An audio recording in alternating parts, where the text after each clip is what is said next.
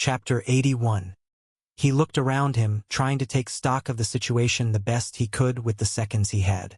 Thera had managed to pull herself to her feet at least. But with the third statue up and joining up with the other two, he didn't know what he could do. He did, however, have an idea. More of a desperate gamble, really. When the statue had flung them away, they ended up right by one half of one of the bisected statues, and Ben could still see the enchantments within it. There wasn't much he could do with them, he didn't even understand what they did. But he could try to remove some of the ones that were present. With so many of them so densely packed together, he might be able to selectively erase some to create a new result. He looked at Thera, hoping he would see something from her that would show she had a plan. Any alternative to the ridiculous idea he had pulled together, but she seemed just as lost as he did. Not knowing what else to do, he threw 7 of the charm bombs around them to try and discourage the statues from carelessly walking to them, and rushed over to the one on the ground, bringing Thera with him. It was going to be delicate work, and there wasn't any point in trying to preserve the items he had. So he also ripped off his barrier gauntlet, ignoring all the pain it caused him, and put it on Thera. "I'll destroy the enchantment as soon as I use this," she told him, but they didn't have any other choice. "Unless you have any ideas, we'll need to make it work." "Okay, I need one hand to work on the statue's enchantments, and another to try and work on sacrificial enchantments for the gauntlet. But how am I supposed to connect with you while my hands are full?" He muttered to himself before ripping down her hood and pressing his cheek against hers. "What are you doing? I need to connect to you to see how I'll need to maintain the enchantment and gauntlet as a whole, while also seeing if I can do anything with the broken statue.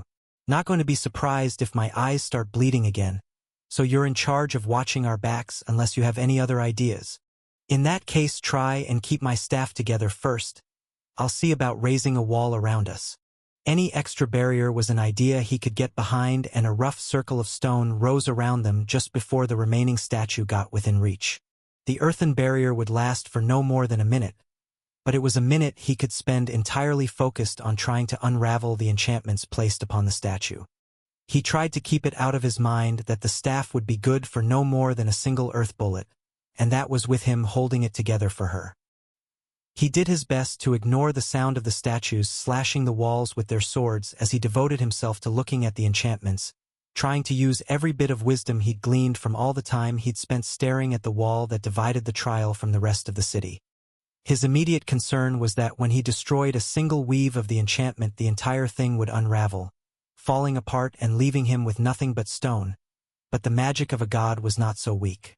Unfortunately, his problem was one on the opposite side of the spectrum. He could barely damage the enchantments.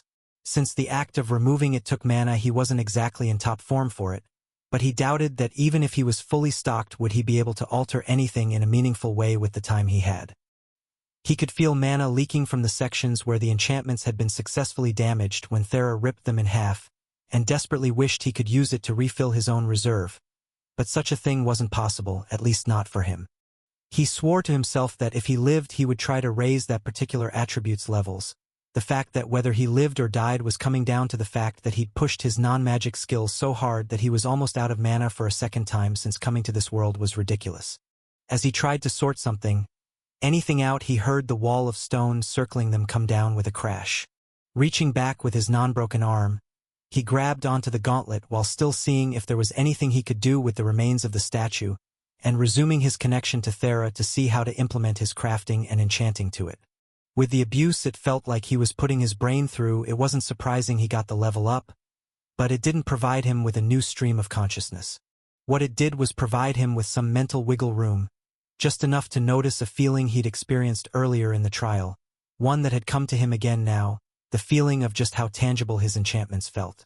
It almost seemed like he could reach out and touch them, and on a whim he pushed his mind out to them, not just to guide them with his mana but with everything he had, including his connect. In that instance, everything clicked together. The feeling of tangibility was fulfilled as his mind seemed to link with the very enchantment itself, and he'd found the potential that Myriad had been alluding to for his skill's growth. With no time to spare and no elegance in his work, he tried to take the barrier magic applied to the gauntlet and attach it to the statue, to the loose strands of its own enchantment where mana was leaking out of it, available to power it, and shaped it as he could. Whether they lived or died came down to this, and as he bound his enchantments to those of a god, he felt his mana finally tap out, and with it his consciousness as the spell came together. If it wasn't for the fact that mana exhaustion had led him to sleeping on the cold hard ground and the broken arm he was nursing, Ben probably would have felt pretty well rested. The fact that he woke up at all went to show that his desperate plan had worked, and as he cracked open his eyes he could see a barrier made of magic covering both him and Thera, as well as a small amount of the surrounding area, coming from the statue's remains. I can't believe that actually worked. Thera had been staring outside the barrier, presumably to keep an eye on the remaining 3 statues standing just beyond it, watching them, but she turned to Ben when she heard him speak. "Thank the gods you're awake. I was getting worried. Whatever you did kept us alive. They tried taking some swings at the barrier before but seemed to have given up. Just wish they would leave. Well, the barrier will last till I take it down, I think, so we're safe for a while. We just need to figure out what to do from here. First, maybe you could explain how you did this? It looks like we have the time, and I'd personally like to know if you could do it again if need be."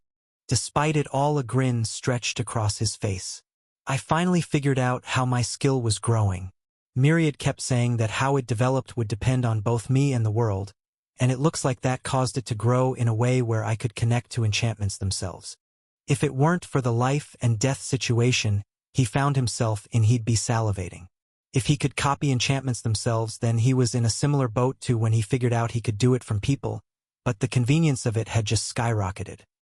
He wouldn't need to do something as inconvenient as find people with the skills he would need each time he wanted to make something if he just commissioned enchanters to make him items that already had their skills on it. Sure, he still couldn't use magic himself and he wouldn't be able to directly use the skills, instead having to make tools to use them through, but it felt like his greatest bottleneck had just been overcome. As he was lost in his thoughts, Thera snapped him out of it, encouraging him to continue his explanation. "Sorry. Anyway, I took a gamble and attached a few barriers to the broken enchantments in the statue to power them, and shaped them into a dome. If we hadn't had a power source, we would have been screwed," he told her with a laugh. "I don't really see the humor in the situations, but at least we're safe for a while. What should we do now, though? We've got a fair bit of food still, and as long as our canteen doesn't break it will keep filling up, so we could survive here for a while, though I want to get out of here sooner if possible. Not to be delicate about it, but my arm really hurts." Thera could tell just by looking at it he wasn't in great shape. At the very least, she hadn't seen his bones bend like that in the time she'd known him. She was fairly certain it wasn't supposed to. Broken. Definitely. She winced under her hood. She probably would be able to set it if they had some sticks and cloth available, but while she had the knowledge to deal with it, lacking supplies, there wasn't much she could do. "I'll manage," he told her with all the confidence he could muster. "Our main concern is how to get out of here. I doubt they're going to let us leave anytime soon. My staff has maybe a single earth bullet left in it. Even if you help with it, I don't know how we're supposed to fight them." Ben wasn't too confident himself. When he took stock of the situation, they currently had his damaged cloak that happened to have water and fire spells attached to it, his barrier gauntlet, 7 remaining charm bombs, a canteen enchanted with some water magic, a spatial bag, a few days' worth of food, sleeping bags, and a staff on the verge of breaking. He thought there might be something he could manage if he could pull together an enchantment from the ones he had available to him, but he wasn't sure what, and he still lacked experience enchanting with actual magic instead of just his skills and resistances. How much blind experimenting would it take to pull something useful together? He just had his miracle discovery. He doubted he'd get another one. As he looked around, trying to think of something, anything he could do, another option appeared to him, though. There was one more thing he had available, the left half of the statue that was currently keeping them alive. He walked over to it, preparing to try and connect to the enchantments attached to it, but hesitated. When he first got his skill, Myriad had told him that trying to connect with a god would make his head explode. He wasn't sure if his god was being literal at the time, but didn't doubt he would die. The question was, would the enchantments of a god do the same thing? There was no mind attached to it for him to feel, but then maybe the amount of mana and complexity within it would be enough to cause some serious side effects. The first time he'd connected to Thera as well, he felt like he was going to be blown away by her raw mana. It had gotten easier to deal with as time went on, but would the same hold true for something powered by a god's magic? In the end it didn't matter, they were stuck there unless something changed, and trying to access the enchantments placed on the statue might be a way out if he could figure any of them out. With a deep breath and a prayer to his god, he reached out his good hand to the statue and tried to connect to it. A second passed and not a single thing happened. Ben wasn't dead, something he considered a pretty big plus, but he couldn't connect with the statue's enchantments at all.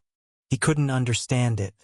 He could feel the enchantments on it the same way he could feel the ones on his brace, but it was like there wasn't anything to grab onto. Whatever made a god's magic work, it was completely inaccessible to him. Well, there goes that idea, he muttered to himself. Then what could he do? Maybe he could link a fire or water spell up to it, but he wasn't sure how well that would work against the statues, and structuring the spell in a way that would be both viable and safe for them to be around would be a challenge of its own. At this distance, he was pretty sure anything he did with fire magic would be more than enough to cook them to death if he made something that could destroy them. That didn't even touch on trying to do anything with the spatial magic enchantment on his bag. How did one even manipulate space? Did that affinity even have any spells that could act as physical attacks? When he thought about it, there really was only one option he could think of, the option that had the most success so far. Earth magic, and letting Thera decide and fire the spell. He had read up on magic when he came to this world. His curiosity wouldn't let him ignore it, but he hadn't dug deep enough to have the proper understanding he would need to do anything great with it. Thera had been studying earth magic for years. Sure, her control was lacking, but as long as he helped her with that, it would be manageable. They just needed a staff for her to channel her mana through. He looked back to the statue and felt an idea. He didn't love it as an option. It was definitely going to mean at least a day or two of grueling work for him if it was even possible, but he would manage it. Chapter 82. Thera sat to the side and watched Ben work. For a day and a half, only stopping to eat and foregoing sleep, he had been fiddling with the arm of the statue, driving himself to the brink of mana exhaustion and only stopping long enough to recover it before going back to work. He had explained his idea to her when he had it. If he could remove the enchantments on the statue's arm, he could apply his own, and Thera could attempt to use it as a makeshift staff. The issue was that the enchantments in no way wanted to come off the statue. He would deplete his mana reserves in the span of a minute or two, then have to wait for around 10 for it to come back. She had offered to try doing it herself, well aware that one of the only things her magic was good for was stripping enchantments from magic tools, despite how much she may not want the particular talent. It probably wouldn't even be that hard for her, but with her vast and uncontrolled power, there was a concern that doing so might accidentally remove the enchants from the entire statue, which happened to be the only thing keeping them both alive at the moment.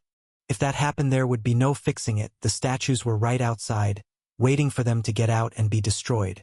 That meant they needed to use Ben's more delicate touch. She just wished he would rest properly at least. I'll take a nap when all of the enchantments are off. I wonder if all divine enchantments are this stubborn, or if your god's just a perfectionist.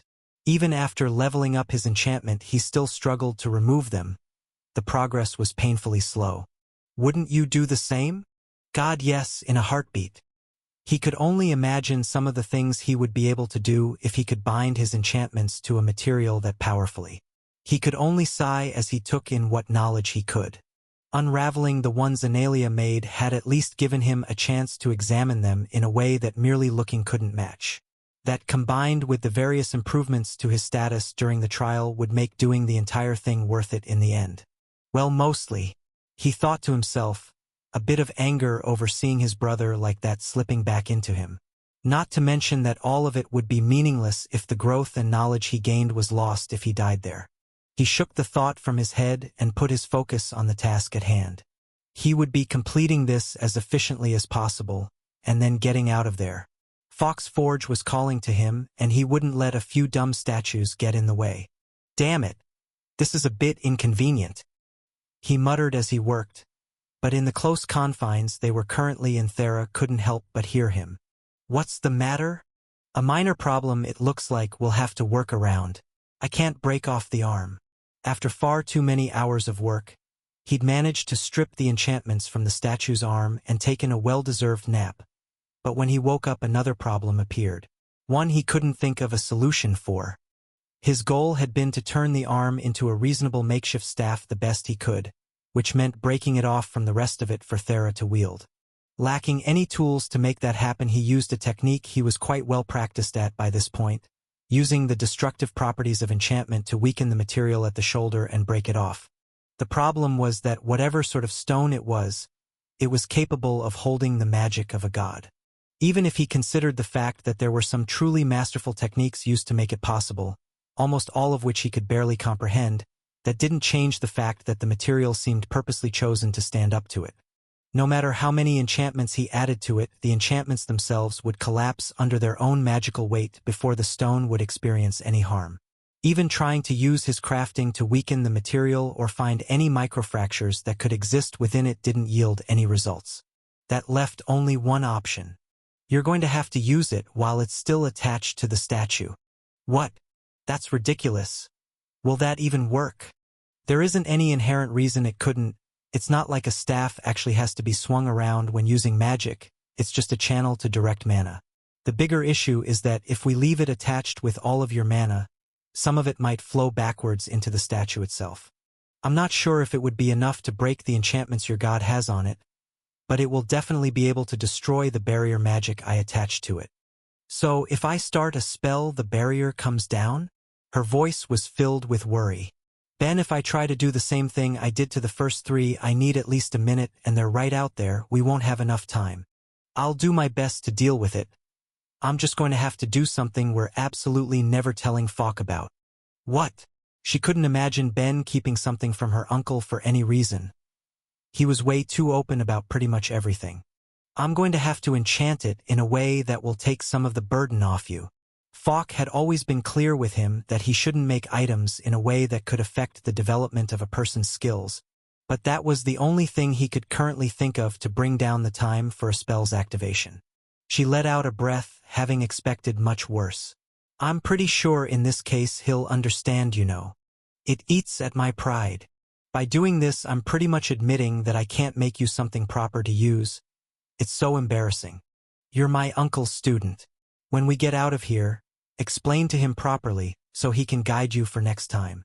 She told him sternly, not able to believe they had to have this talk while her goddess's murder statues were standing outside. She doubted her uncle's resistance to letting her use tools that would delay her ability to level up her skill would apply in a situation where she was about to die. I know you're right. I just wish I could think of a better way. I don't want to get used to doing this in emergencies. He moped. Okay. Come and give me a hand. What can I do? I'm going to use your earth magic to essentially carve channels for your spell to run through on top of my usual layering of resistances. Doing so would act as a guide for her mana, but even though the earth magic enchantment would come from Thera herself and would be low level, it would still ease the burden of her properly using her magic herself. Falk was incredibly against making tools that would do that, even for regular clients, and would reject any special orders that requested it. He would do his best to make tools that matched people's needs without doing it in a way that would reduce their chance of leveling up themselves, and Ben was inclined to agree with the mentality. The fact that he needed to do it now made him feel like he wasn't just failing his teacher, but himself. Still, it would be better to do it and live than not and die. Given the fact that he wouldn't be forging the staff itself while adding enchantments to it, but instead taking a solid piece of stone and adding them on, he would need to take every advantage he could get. He used his usual technique of layering his resistances, now able to create a gradient of them with a maximum of 60. As he put them together, he created a delicate weave of earth magic, creating channels to run along and through the resistance, guiding it so the mana would want to flow out of the end of the statue's fingertips. At the base of the shoulder, the area he wanted to separate it from to keep the god's magic and his own hastily made barrier intact, he got to work trying to separate it magically since he couldn't do it physically. He loaded the shoulder with earth magic channels, but directed them each outward, hopefully causing any excess mana to escape out the sides of the arm without gaining any form. Finally, to every enchantment he could manage, he attached as many sacrificial enchantments as would fit. If he had been able to make the staff himself, creating a tool specifically designed to hold the enchantments he was placing, it might have been his greatest work, at least next to Myriad's jacket. Unfortunately, however, all of his enchantments were not placed on a proper staff, and no matter how good the statue's material was, it wouldn't make up for that fact. All he could do was hope it would hold together as Thera used her spell. "I'm worried," she told him as he finished. "Don't be, you've got this. Or I'll tear down the barrier before my spell's done and get us both killed. Have some faith. Don't you sound like a proper priest?" "I have faith in you," he said, brushing off her joke. "You've got this." She looked into his eyes and didn't doubt he meant it, but she didn't have that much confidence in herself. Unfortunately, the alternative seemed to be spending a couple of days waiting for their food to run out, so she stopped complaining and gathered her resolve.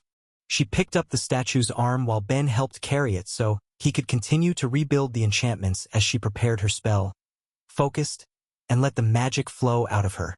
When she had been a child, trying desperately to get just a trickle of mana out of her to make her earth magic work, she never would have guessed that her next challenge would be holding it back. Once it started, it wanted to come out in a torrent, a powerful, unending blast that she had to fight against with the entire strength of her will, and it was a battle she always lost. No matter how much her control had improved with each level up, she still couldn't hold herself back, not to a truly meaningful extent at least, and every time she was disappointed. It felt like she wasn't really growing and improving, even if she could see she was able to fire off more spells and construct them to be more complex. It was meaningless compared to what she wanted to achieve one day when she grew to a point where her power would truly be under her control. Through the connection he had made to her, she could feel Ben pushing every bit of himself to keep the statue's arm together and preserve the enchantments that were keeping the barrier up. She couldn't make him keep up that amount of strain for long, and she tried to speed up shaping the spell in her mind, collapsing and condensing the earth and dirt, creating 3 thin yet super dense discs. She cut teeth into the edges of each one with her mana, and finally put as much of her power as she could into giving them spin. She felt Ben's work begin to break faster than he could repair it, and knew he made the choice to sacrifice the barrier by letting her mana flow back into it rather than risk disrupting her spell. There wasn't much risk for them though, and he knew it. Her spell was complete.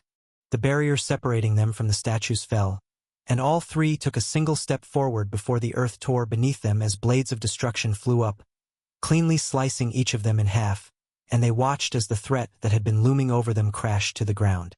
As Thera watched them fall to the ground, their victory secured, she heard a notification go off in her head, and it set her heart aflutter. Max level of the apprentice mage job achieved. All of the work, all of the effort, it had just paid off for her in a big way. She excitedly turned to tell Ben, but by this point he was spent and was in the middle of collapsing to the ground, doing his best to make sure he broke his fall with his uninjured arm as he sighed in relief. "I knew you could do it," he told her with a smile. "It was closer than I would have liked, and you're almost mana exhausted." Still, she couldn't hide the happiness in her voice. "Doesn't matter, a win's a win." He reached his hand out to her. "Help me up, will you? I just needed to catch my breath. I'm fine now, so let's get that flower." She took his hand and pulled him to his feet, and together they walked up to Anilia's statue. Thera bent her head and clasped her hands, giving a quick prayer, before bending down and grabbing the flower's stem, plucking it from the earth. She took a moment to admire it. It was bigger than she thought it would be, its stem almost as long as her forearm, and 5 large silver and black petals covered its head. Their sheen was beautiful, but not worth nearly dying over. She assumed the main reward of the trial would come once they exited, and she wasn't keen on the prospect of walking back. It was unpleasant enough getting there, and even if they wouldn't have to deal with the trials again, a prospect she wasn't willing to bet her life on, it would still be multiple days to get out. As she worried about that and turned to leave, Ben grabbed her and started to pull with all of the force he could muster. She didn't know what he was doing until she looked up and saw the statue of Analia start to stir. Chapter 83. Even as he pulled her away, he knew he was spent. A broken arm with gashes running through it, over a day of bringing himself to the point of mana exhaustion again and again, and trying his hardest to keep the staff whole long enough for Thera to get off her spell. He had nothing left to give. He wouldn't be able to get back to the statue he'd enchanted before the one of Analia got to them. And even if they could, he didn't have enough energy to keep Thera's magic from destroying the remaining enchantment. There was only one thing he could do. Run, Thera. I have an idea, but you have to get out of here now. It was a lie, of course. There was nothing he could still do after everything else. He'd done his best and come up close but still fallen short in the end. At the very least he could buy Thera time to escape if she believed him. She had the flower, so her mother shouldn't have any issue with her continuing on trying to be a mage, and with a level up in her magic to go along with it she would be fine. Myriad might be sad, at least Ben thought his god better be sad, but he had a few other believers now. He was sure at least one of them would make a better apostle than he had. Maybe Sakhel. Even if she doesn't know it, she is the second believer he got since coming to the world, and it seems like she'll be able to be a lot more pious than I ever could.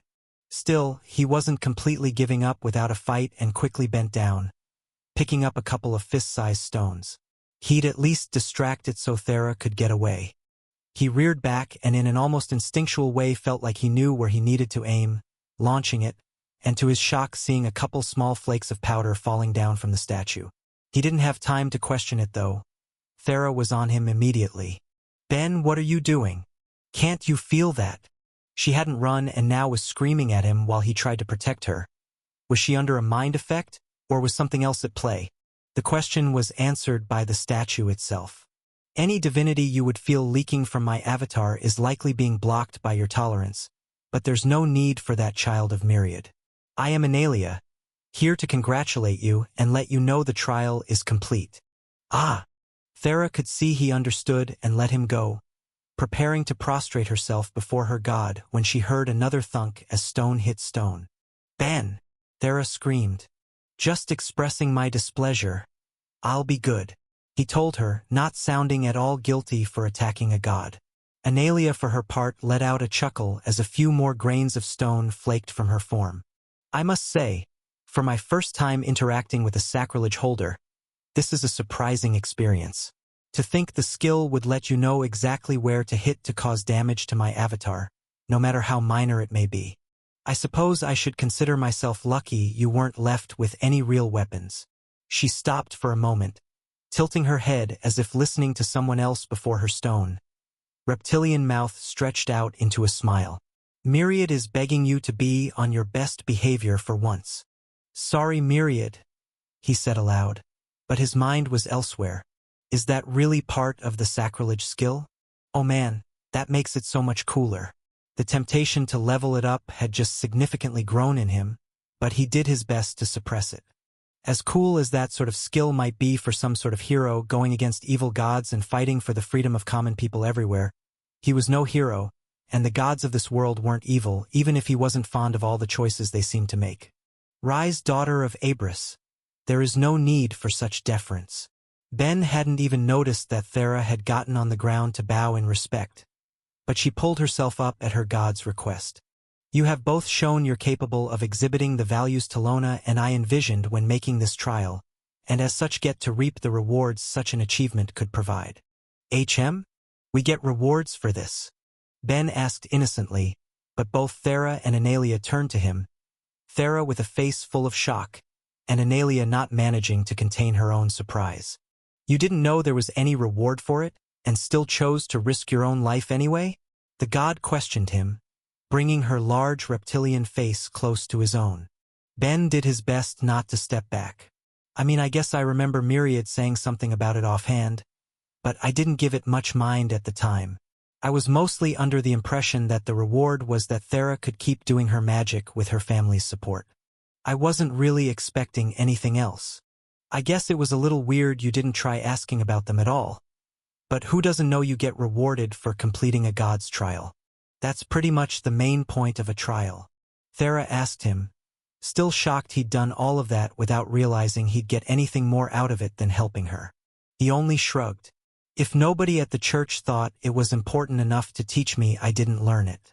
Can't say I blame them. What sort of craftsman does this? There are in fact trials created by crafting gods as well, but that's neither here nor there, she told him, wearing a far gentler smile than she did before. To go through unknown danger, not because you want to be rewarded, but because you must in order to help the one you care for, exemplifies what my late husband and I wished to see. By doing the trial, even without worshipping me specifically, significantly more faith is generated than through typical prayers for a god. This lets us give you 2 gifts even if you don't worship me. A skill and my blessing. Thera couldn't speak. She knew that was the standard reward for most trials, but she still never expected to receive something like it. Not only that, but to be in the presence of her god left her shaken. She couldn't react. Ben, though, needed information. As great as it all sounded, he thought there might be a problem. That sounds great and all, but I'm Myriad's apostle. Am I actually allowed another god's blessing? Of course, Analia told him, not understanding the issue. A blessing aids the one to gain it in the growth of all things, and can open the door to options that may otherwise not exist. What god wouldn't want their believers to have access to that, most of all an apostle, the one who is most important to their faith in the mortal world? God, I really should try and be a decent apostle sometimes, he thought to himself after hearing all of that. In that case, I'll gratefully accept. Something about her demeanor eased some of the anger he had grown as the trial went on. He believed he understood the points of most of what they went through, even though he harbored a serious resentment to some of it. That line of thought did lead him to one more question, though. Okay, I get the importance of challenging us to see if we could meet your ideals or whatever the point of all this was. But whose bright idea was it to give me that title? The issue stopped being as big to him in comparison to having to see his brother in the state he did. But he at least understood it was part of the trial. The title was just an insult to injury. At his question, Anilia's avatar noticeably grimaced. For that, I must apologize, she told him, bowing her head. I promise there was no negative intent behind it, but some of the gods that were watching simply asked a question about you after seeing some of your choices, and it was enough for the system to notice and solidify it in a title. What question? How is he the forgotten one?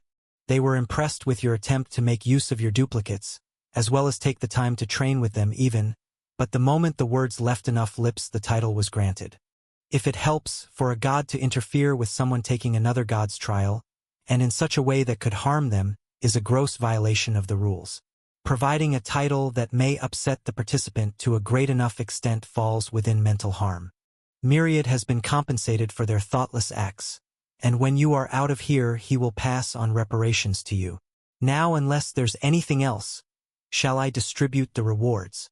Ben gave a nod, a little shocked to hear that there were actual consequences for the gods who gave him the title, but at least was happy to hear it didn't come from a more negative place.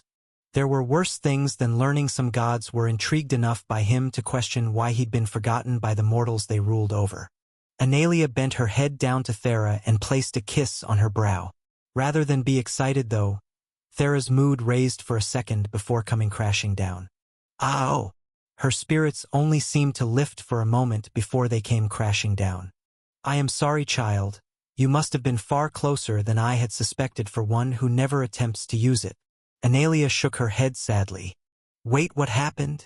He asked, walking to Thera's side and taking her hand. She didn't speak at that moment, but Analia did for her. It seems that she was close enough to raising her charm that the application of my blessing pushed the skill over to the next level. What? Didn't you just tell me that gods aren't supposed to do things that would cause mental harm? What the hell is that then?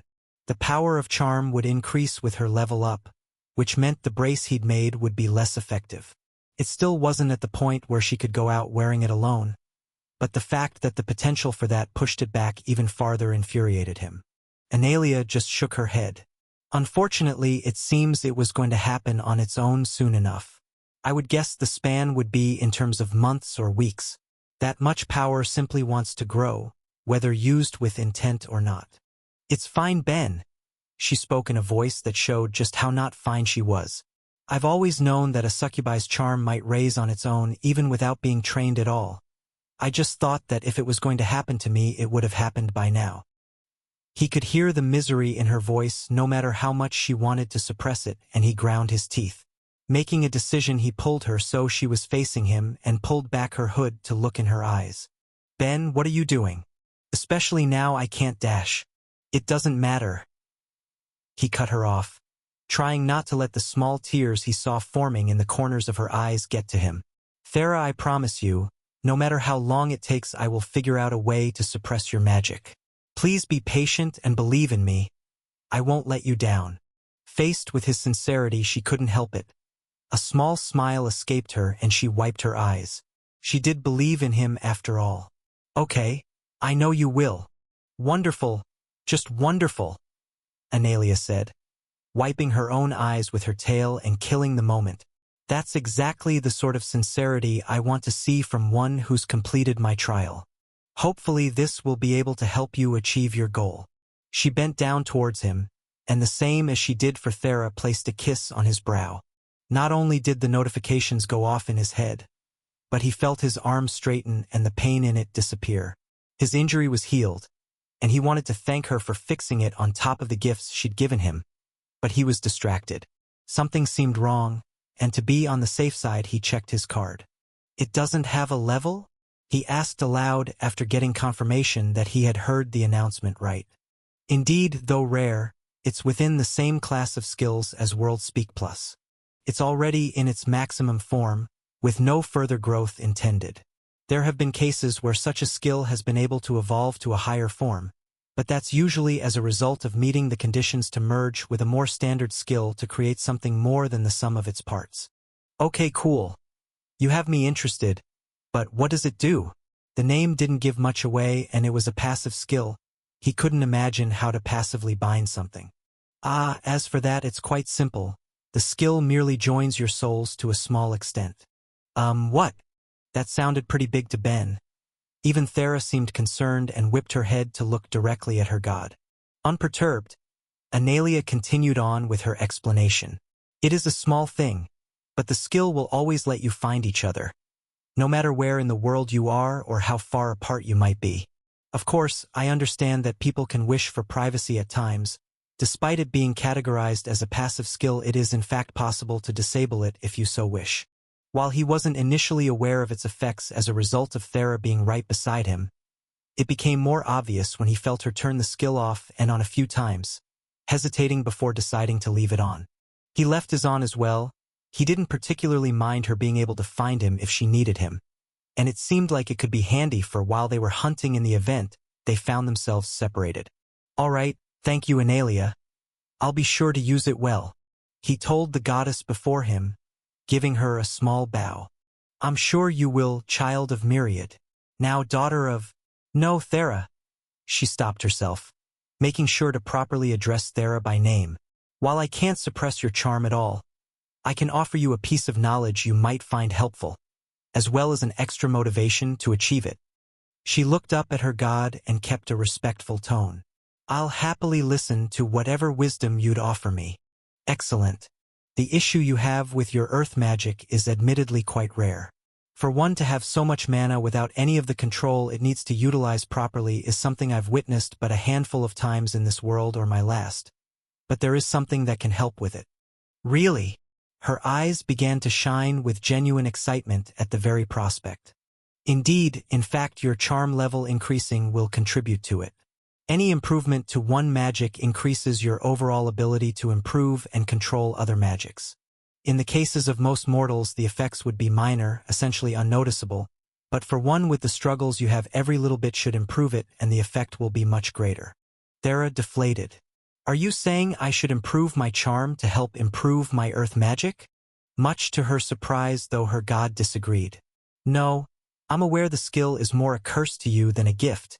However, there are many other magics in the world. The benefits you have to being born between a spirit and a mortal means you'll have access to significantly greater power without being confined to a single element. For example, your succubus heritage should give you an impressive compatibility with dark magic as a whole, not just charm. Perhaps take advantage of the great spirit staying in your family home in the meantime to see what you can learn. Once you start getting more control over your magic, the speed you're able to raise its level and that of any other magic you learn should only become faster and faster as you practice thanks to the quantity of mana you possess."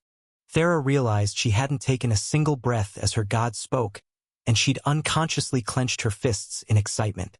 She could do it. She could become a proper mage. It wasn't clear on how much learning new magics would let her improve her skills as a whole, but if it was something her god suggested, then she would do it. As it felt like her heart would beat out her chest and her blood pounded through her from her excitement, she bowed deeply. "Thank you for the advice. I'll begin as soon as I'm out of the trial. Excellent, Analia said with a smile.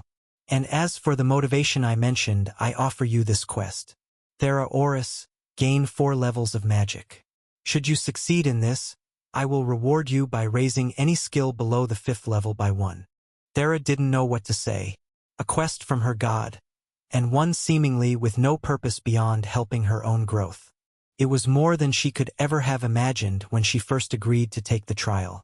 Ben, for his part, seemed just as happy as she was, a smile covering his face even as he joked. So that's the sort of quest and reward a powerful god can offer, huh? Maybe I should convert. Analia only chucked.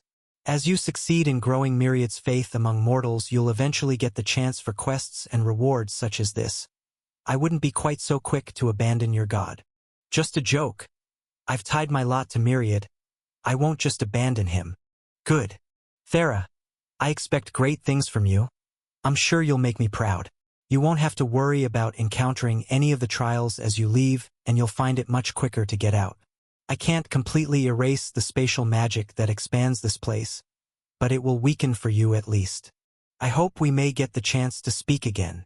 With that, her statue laid back down to the ground and the emotion left its face. They were dismissed and finally free to go. So what was your plan anyway? Thera asked as they started walking back. HM? What do you mean? She had been silent when they left Analia, and Ben had assumed she was thinking about how she would complete her quest. But it seemed Thera had something else in mind first. You said you had a plan to take on Analia's avatar. I'm just wondering what you were going to do. Oh, that, he said awkwardly, unsure how honest he should be about it before deciding he didn't like lying to people he cared for. The plan was kind of just making sure you escaped. She stopped in her tracks the moment the words left his mouth. What? It wasn't a question she was asking, but a statement, and one filled with anger. He knew he was in trouble with her and rushed to explain. I was spent and we had no way to attack the thing. I figured I was pretty much guaranteed to die anyway, so you might as well try and escape while I held it off as long as I could. He saw the anger building in her eyes with every word and ended up trailing off, not knowing what would be safe to say. She took 2 steps towards him and he was sure she was going to take a swing at him, but instead pulled him in a tight embrace. Please don't ever try and get yourself killed for me. Her grip on him was tight and he didn't know what to do, nor if that was a promise he could keep. Thera, I can't just do nothing if I think I can help you. There'd be no point in both of us dying like that. She pulled herself away and grabbed his face, bringing it close to her own so she could stare him directly in the eyes. Do you think I'd be able to keep being a mage if my selfishness got you killed? We're a team, aren't we? If we need to figure something out, we'll do it together, or if we run, we'll run together. Please don't ask me to leave you to die. As she spoke, the anger left her voice, replaced by a far deeper sadness, reminding Ben of the lonely little girl he saw during her trial. He grabbed the hands that clasped his cheeks and looked back at her. I'm sorry. You're right, we're a team. I won't go dying on you anytime soon. She took a step back and pulled up her hood, looking away from him. You better not. Honestly, what is it about life and death situations that has you throwing yourself into danger like that? Save that sort of thing for people with the skills to handle it. Well, people on Earth tend to think that when facing danger we're inclined to either fleeing or fighting. Not sure how true that actually is, but I guess I'm the latter. Well, start choosing to flee. Seriously? She put her head in her hand, finding it difficult to deal with her emotions. Her anger wasn't at him, not truly. She just couldn't stand the thought of making that choice, and that she was weak enough without a staff that he felt like he had to make it. Without connecting with her, he couldn't be sure about the extent of her emotions. But he got the impression she had calmed down at least and resolved to try and make it up to her later. He really didn't want her mad at him for long. He was going to try and talk her into continuing on back when something caught his eye behind him. The figure of a small gray, staring at him for a moment before running back through the trees. It only took Ben a moment to grab Thera's hand and start running after it, his mind flying through possibilities. What, Ben? What's wrong? The exit's the other way. I'm pretty sure there's an emergency this way. If I'm wrong, we'll just head back. He already knew there was some spatial effect on the trial, and he was all but certain one of them was meant to keep participants from meeting up. If not, why even keep them from going through the same section? And why not have more people go at once to take on the final challenge together? But if that really was the case, why had he seen him, and why didn't he say anything? Possibility ran through his mind, and he couldn't leave it be. He pushed himself to run as fast as he could, needing to know if his hunch was correct. It took longer than he expected, and he was only able to catch glimpses of the small alien as he went, but eventually they arrived at the location he was seemingly being led to. On the ground before him was Carly, trapped in a deep slumber, with Glob nowhere around. Ben had a sickening feeling in his stomach as he figured out what must have happened, what was happening still, as he and Thera rushed to her. He gave her a quick check over. Alive but definitely asleep, seemingly for at least a couple days as she was trapped in the 5th section of the trial. He picked her up and pulled her onto his back. We have to get her out of here soon. Hopefully she'll wake up when we exit, but even if she doesn't, there will be healers around to keep her alive while we figure something out. But what about Glob? She asked. He must be somewhere nearby. Out of Thera's sight, just behind her as she looked at Ben. The small gray emerged again, gesturing with a thin arm to follow along. I'm pretty sure we'll find him soon. Chapter 84. Carly's Perspective. This sucks, she thought to herself as she curled up in her bed, having just finished her lessons with a creature named Funa, the great dark spirit. It had actually gone pretty well, and learning to use her magic had been a welcome distraction. But now here she was, alone with her thoughts again. Whose incredible idea was it to split us all up after the 2nd day? How am I supposed to deal with all of this by myself? The Queen and her husband had been genuinely kind, letting her make a home with them and providing some stability to her life, and her teacher was more than accommodating. But when the day was done and she was left to her own thoughts, she couldn't help spiral. How was she supposed to help fight some world-threatening invaders? She had been planning her move for university only a couple weeks before, all prepared to finish high school and start her new life, enjoying a final trip with everyone she spent the last 4 years with, and now here she was, dead. A part of her would wonder if this was all a dream, while another questioned if it was hell. Sure, it seemed kind enough for now, but maybe it was all leading up to whatever monsters would be coming to destroy everything, and taking her false sense of security with them when they did. No one seemed to know what the invaders did to anyone that didn't escape their world. But given the savagery she'd heard from different accounts as she was being taught, it was undoubtedly bad. Even if all of this was real, wasn't the thought of being brought back to life specifically to go off and die again just too cruel? What sort of gods thought this was a good idea, and where did they get off deciding this on their own without even asking any of them first? A small part of her knew that even if they did ask, she would have chosen to go. It was better than being dead after all, but being given the illusion of choice could have made all the difference to her. What? Who said that? Who's there? She pulled her head from her bed and looked around, trying to find the speaker. The voice said with a sigh, "Wait, are you in my head? Is this Glob? If it is, stay out of my brain, you slimy little jerk, or I'll beat the crap out of you." The only skill she knew her fellow Otherworlder had was barrier magic, but it was undoubtable he had 1 or 2 more. The thought seemed to cut off, and for a few moments Carly was left in silence. She was still suspicious, not willing to give the mystery voice in her head any trust. In that case, who are you then? Cut off again, longer this time, and when it came back seemed filled with annoyance. You expect me to believe you're my fairy godmother? And who else are you talking to? Is someone else there? It said, not convincingly, but more like it had come to resign itself to the role. She couldn't exactly deny that, given everything else she'd learned in her time there so far, with things only continuing to get weirder. Fine, whatever. Who else are you talking to then? Did it look into my memories to make that comparison? The world didn't have anything as convenient as phones or computers in it. To keep in touch with friends, she'd needed to start sending off letters, and even though hers were given priority treatment, she still hadn't gotten to hear back from anyone yet. No offense, but I don't want some random creep in my head. Carly wouldn't bite, opting to ignore the voice and sit in silence instead. You don't score any points for being able to see the obvious. How the hell am I supposed to do that? She all but yelled. I'm dead. And I'm stuck in this world just waiting to die again. How am I supposed to make things better? The voice grew softer after her outburst. Kinder. I swear if you're telling me to befriend Globdash. Oh my god, are you really suggesting a playdate? I'll think about it. At the very least, I like the idea of traveling a bit to see some of the friends I already have. Carly did feel a bit better. Talking about her problems and working on a plan to try and make things better was nicer than spending the night sulking anyway. What? Spaghetti, I guess. Why? With what felt like an ominous goodbye, the voice was gone. Chapter 85, Thera's Perspective. She pushed open the gates and got her first view of her home city in a week. It would be an emotional moment if Ben hadn't left the other two challengers by her side while he did his own thing. The two were still unconscious, with Glob looking beaten half to death. The two succubi who stood guard at the gates looked at them in surprise, quickly running off to get help, while unexpectedly her mother was there, waiting to greet her. How did you know I would be out?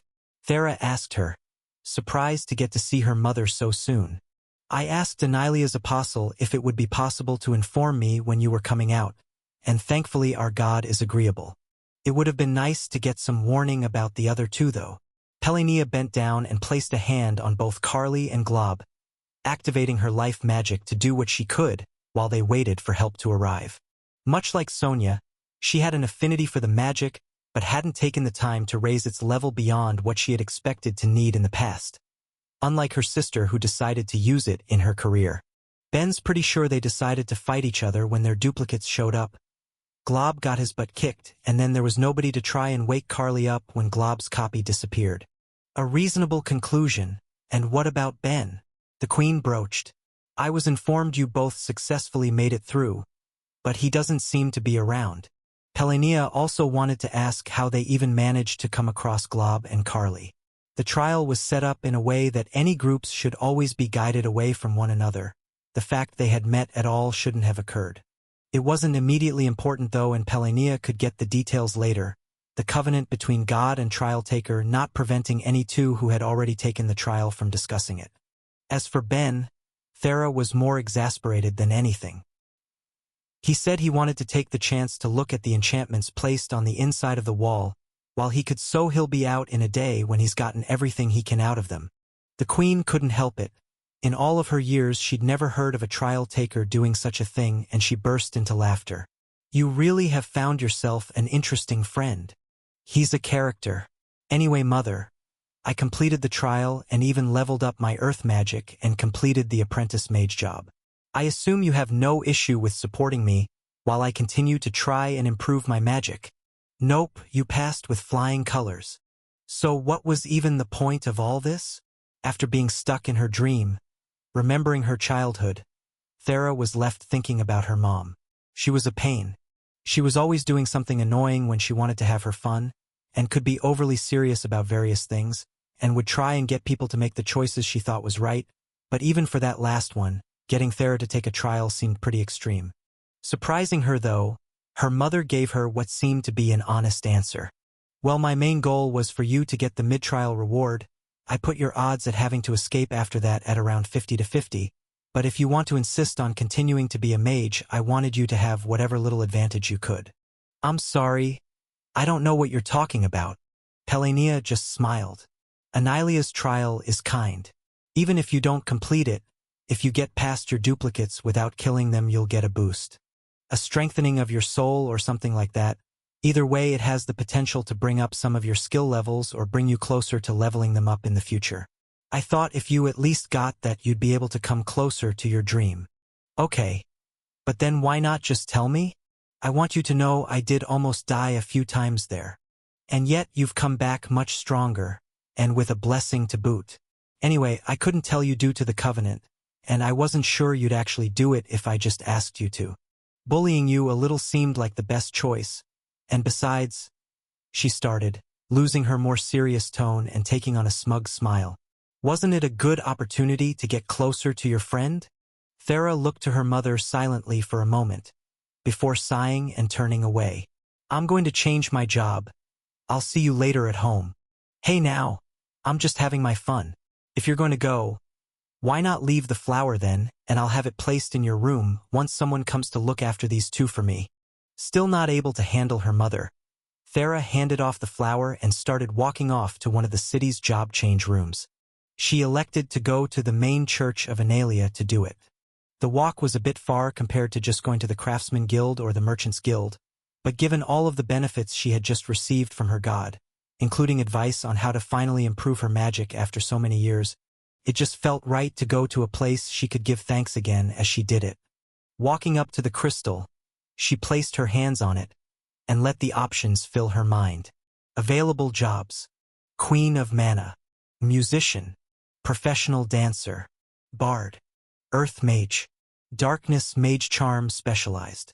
As always, the Queen of Mana job tempted her on name alone, but from looking into it, it seemed it wouldn't actually improve her magic, instead sharply raising the speed she could improve her mana attribute and recovery, which was definitely one of the last things she wanted.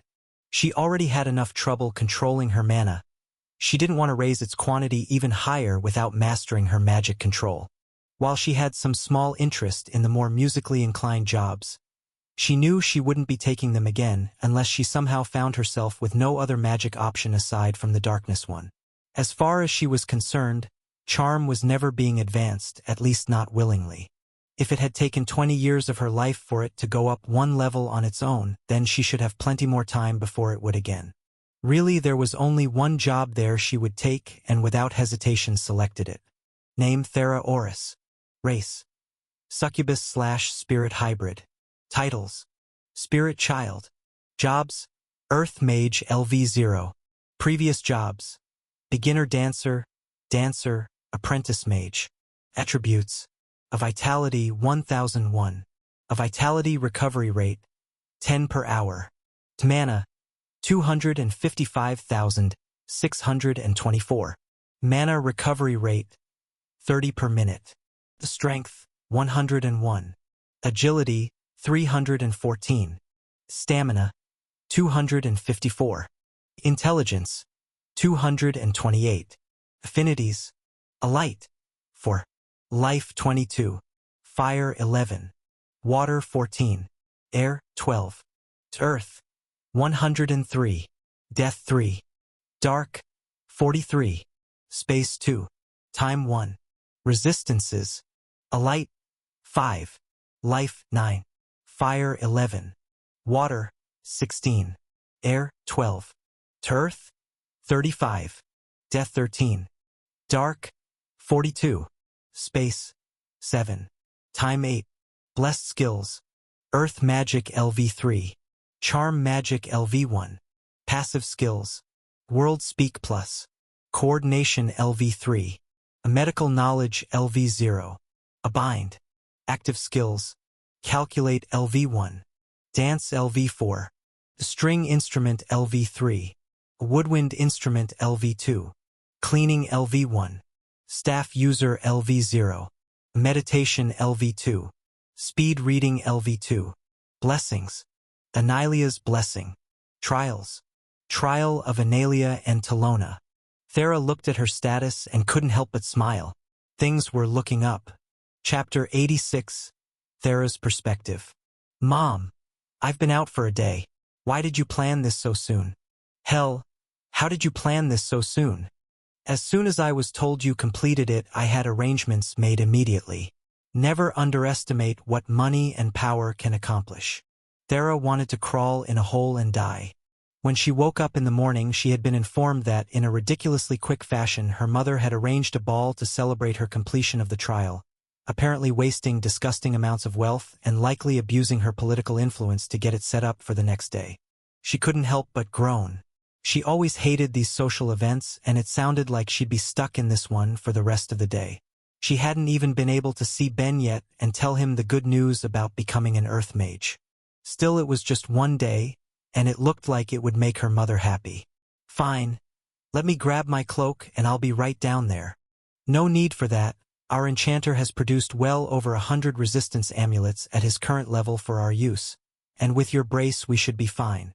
My charm increased in the trial, she muttered, not looking at her mother. It was still something she wanted to avoid thinking about, and she hated admitting it. Penelia put a caring hand on her daughter's cheek. It's only a 5% increase, love. That's not much at all. Enough that a resistance amulet won't be able to handle whatever the arm brace can't cover, though. Everyone attending should be high enough in their respective governments that if they don't have the willpower to handle whatever little bit of your charm leaks out, then they really shouldn't be in their posts. It will be fine, and I have some guards to keep an eye on things anyway. I don't know. Tell you what, I'll hang on to your cloak just in case. But I'd love to see the expression on my beautiful daughter's face while she's dressed nicely.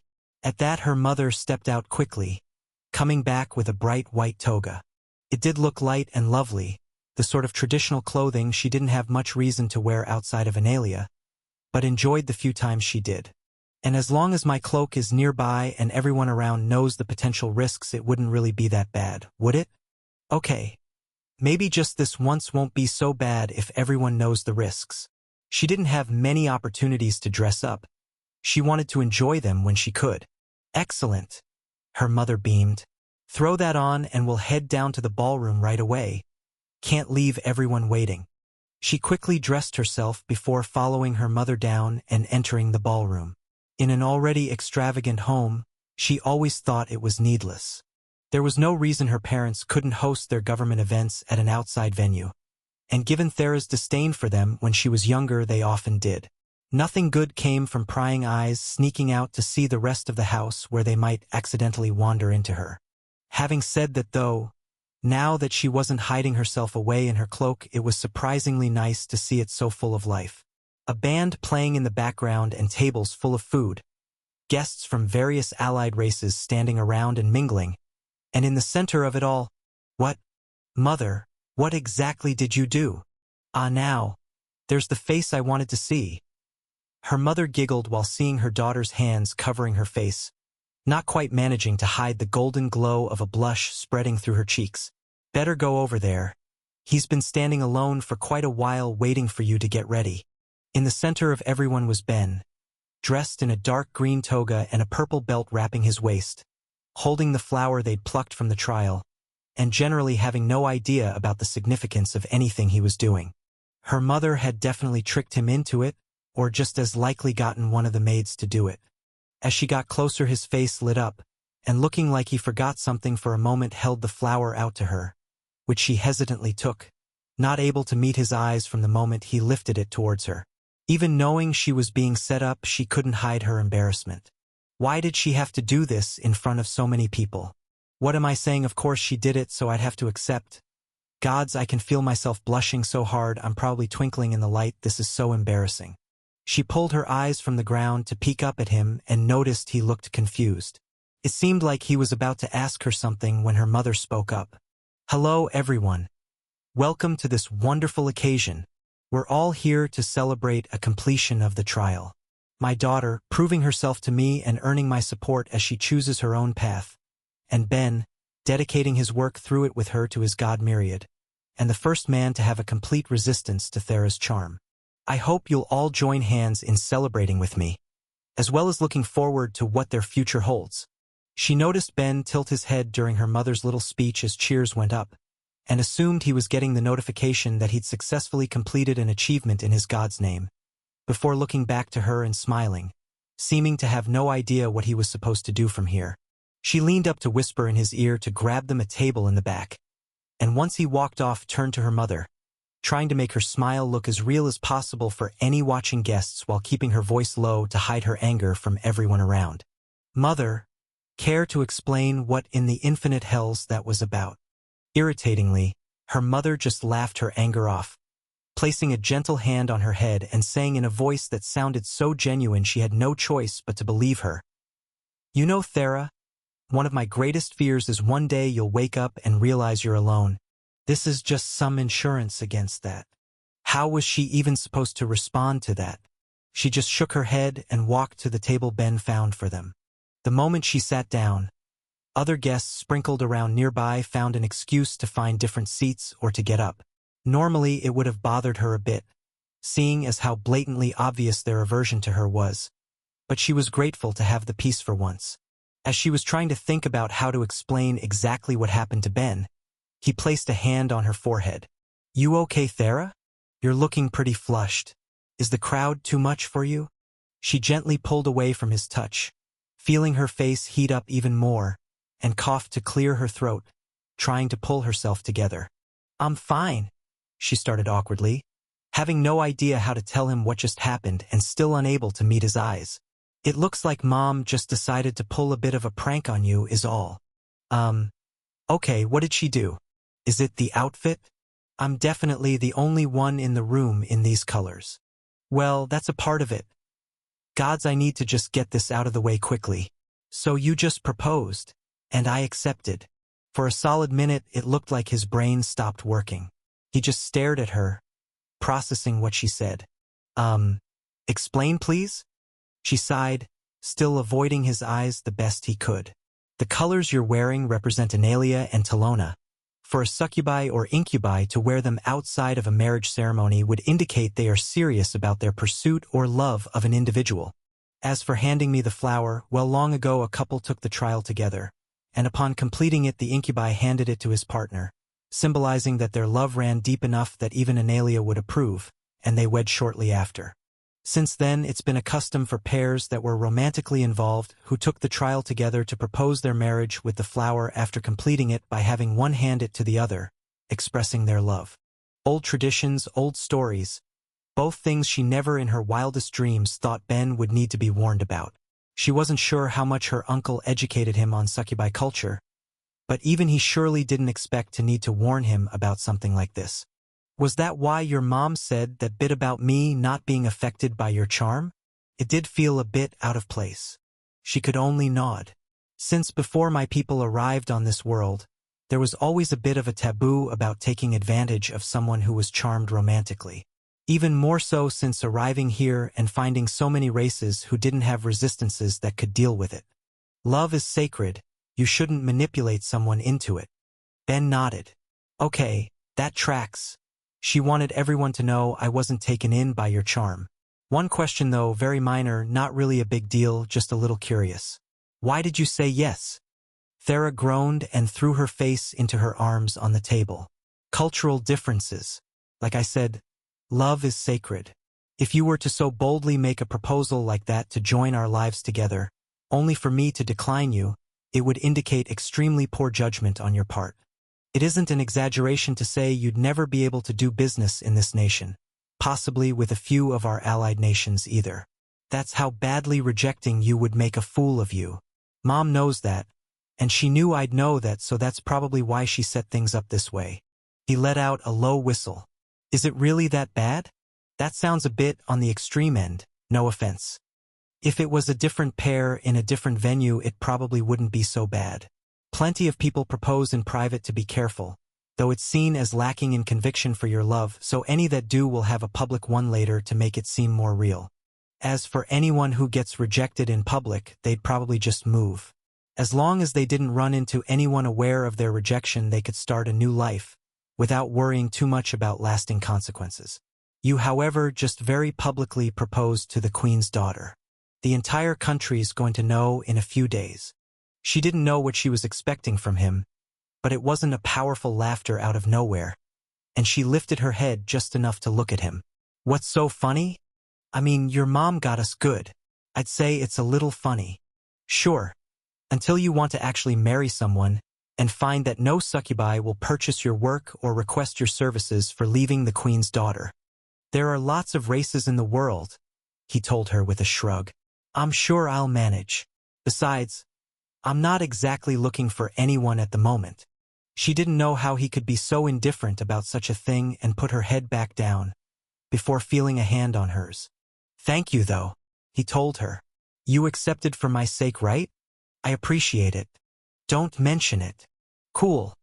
I'm going to grab a plate or two of food. Want one? Sure. Get me whatever looks good. Will do. He got up to wander the tables, piling plates high with far more than a person should be grabbing on their first walk around, making small mountains of it.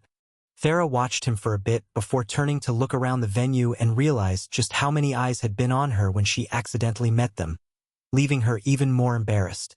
She was used to people avoiding her gaze as if locking eyes on her by mistake could somehow make her charm more powerful. But now that the opposite was happening, it was even worse. Knowing that everyone was probably curious about her engagement and the man who would be willing to marry someone like her, hell, a man who was capable of it without breaking any taboos. She tried to ignore it by instead focusing on the rising music and the guests who had started dancing. "That's pretty nice," Ben said as he sat back down with far too much for them to eat. "I've never seen a dance like that. Of course, none of my race have tails, so we really can't dance like that. It's a traditional dance from the homeworld from what I understand. It's been done for hundreds of years. Do you want to join them? It's not exactly something I can manage. Even with their amulets and my brace, my charm on contact is still way too high. Not to mention that I can really only dance with you because as far as everyone in this room's concerned, we just got engaged. They'll play other songs to dance to soon that aren't for this one, so that guests from other nations can participate however they see fit. This is just to show our culture to them." "But you would like to do this one?" he pressed on, seeing it in her eyes. "Well, I was a dancer after all. I was only ever able to do routines that could be managed alone, which really hindered my potential to develop my skill. But I did enjoy it and would like to someday if I could, but we can try dancing when they change songs." She knew he didn't have the skill, but having a dance partner for the first time was a more exciting prospect than she thought it would be. Aside from learning solo routines, she had at least learned the technique for different dances that needed a partner. She just never put them to practice. He thought for a minute before giving a nod. "All right, I'll be back in a second then." "Wait, for what?" But he was already gone, running towards an incubus she recognized as Glob's teacher, and dragged him by the hand towards her parents, who were in the middle of making conversation with some Exorir diplomats she was fairly sure Ben had made braces for. When they saw him approach, they politely spoke for a moment before walking away though, presumably to give him a moment to talk to his future in-laws. She wasn't sure what he said, but she saw her mother run towards the band as her father seemed to do something. "I'm seeing things wrong. There's no way Dad just used his magic to materialize Ben another belt." After whatever it was her father did, he grabbed Furila's hand, as well as whatever it was that now clung to his waist, before walking back, keeping an eye on the dancers the entire time. "Okay, I'll give." "What is that?" she asked, seeing a carefully twined together length of what looked like a metallic rope, the weave of it making it seem more flexible than a typical length of chain should be. "Mithril tail. Come on, let's dance." "Wait, I'm sorry. What do you mean a mithril tail? I'm the only one you can dance with and you seem to want to do this one. So come on, your mom's having them play the song again. Also, fair warning, I'm not sure how long I'll be able to go for. I had to do a pretty quick and sloppy job getting these enchantments on rather than figure out the best way to apply them, and creating small barriers throughout the tail to move with my mind is going to be pretty draining, even with the mithril taking most of the burden to power it." Without waiting for her answer, he took her hand and led her to the dance floor, held onto her wrists as the other dancers were, before running mana through his artificial tail to intertwine it with her own. "You've never seen this dance before and definitely don't have the skill. How exactly do you plan on making this work?" "Oh, I'm going to be terrible. But don't underestimate a guy who grew an extra mind," he told her with cheer. "I was using both to see if I could quickly memorize the steps, and now one's going to be focused on making my feet move right while the other's managing the tail. Come on, let's give it a go." He started dancing, leading her to follow his steps. From a professional standpoint, she confidently judged him as terrible. His movements were jerky and awkward, and it seemed like he was having trouble controlling how his limbs moved.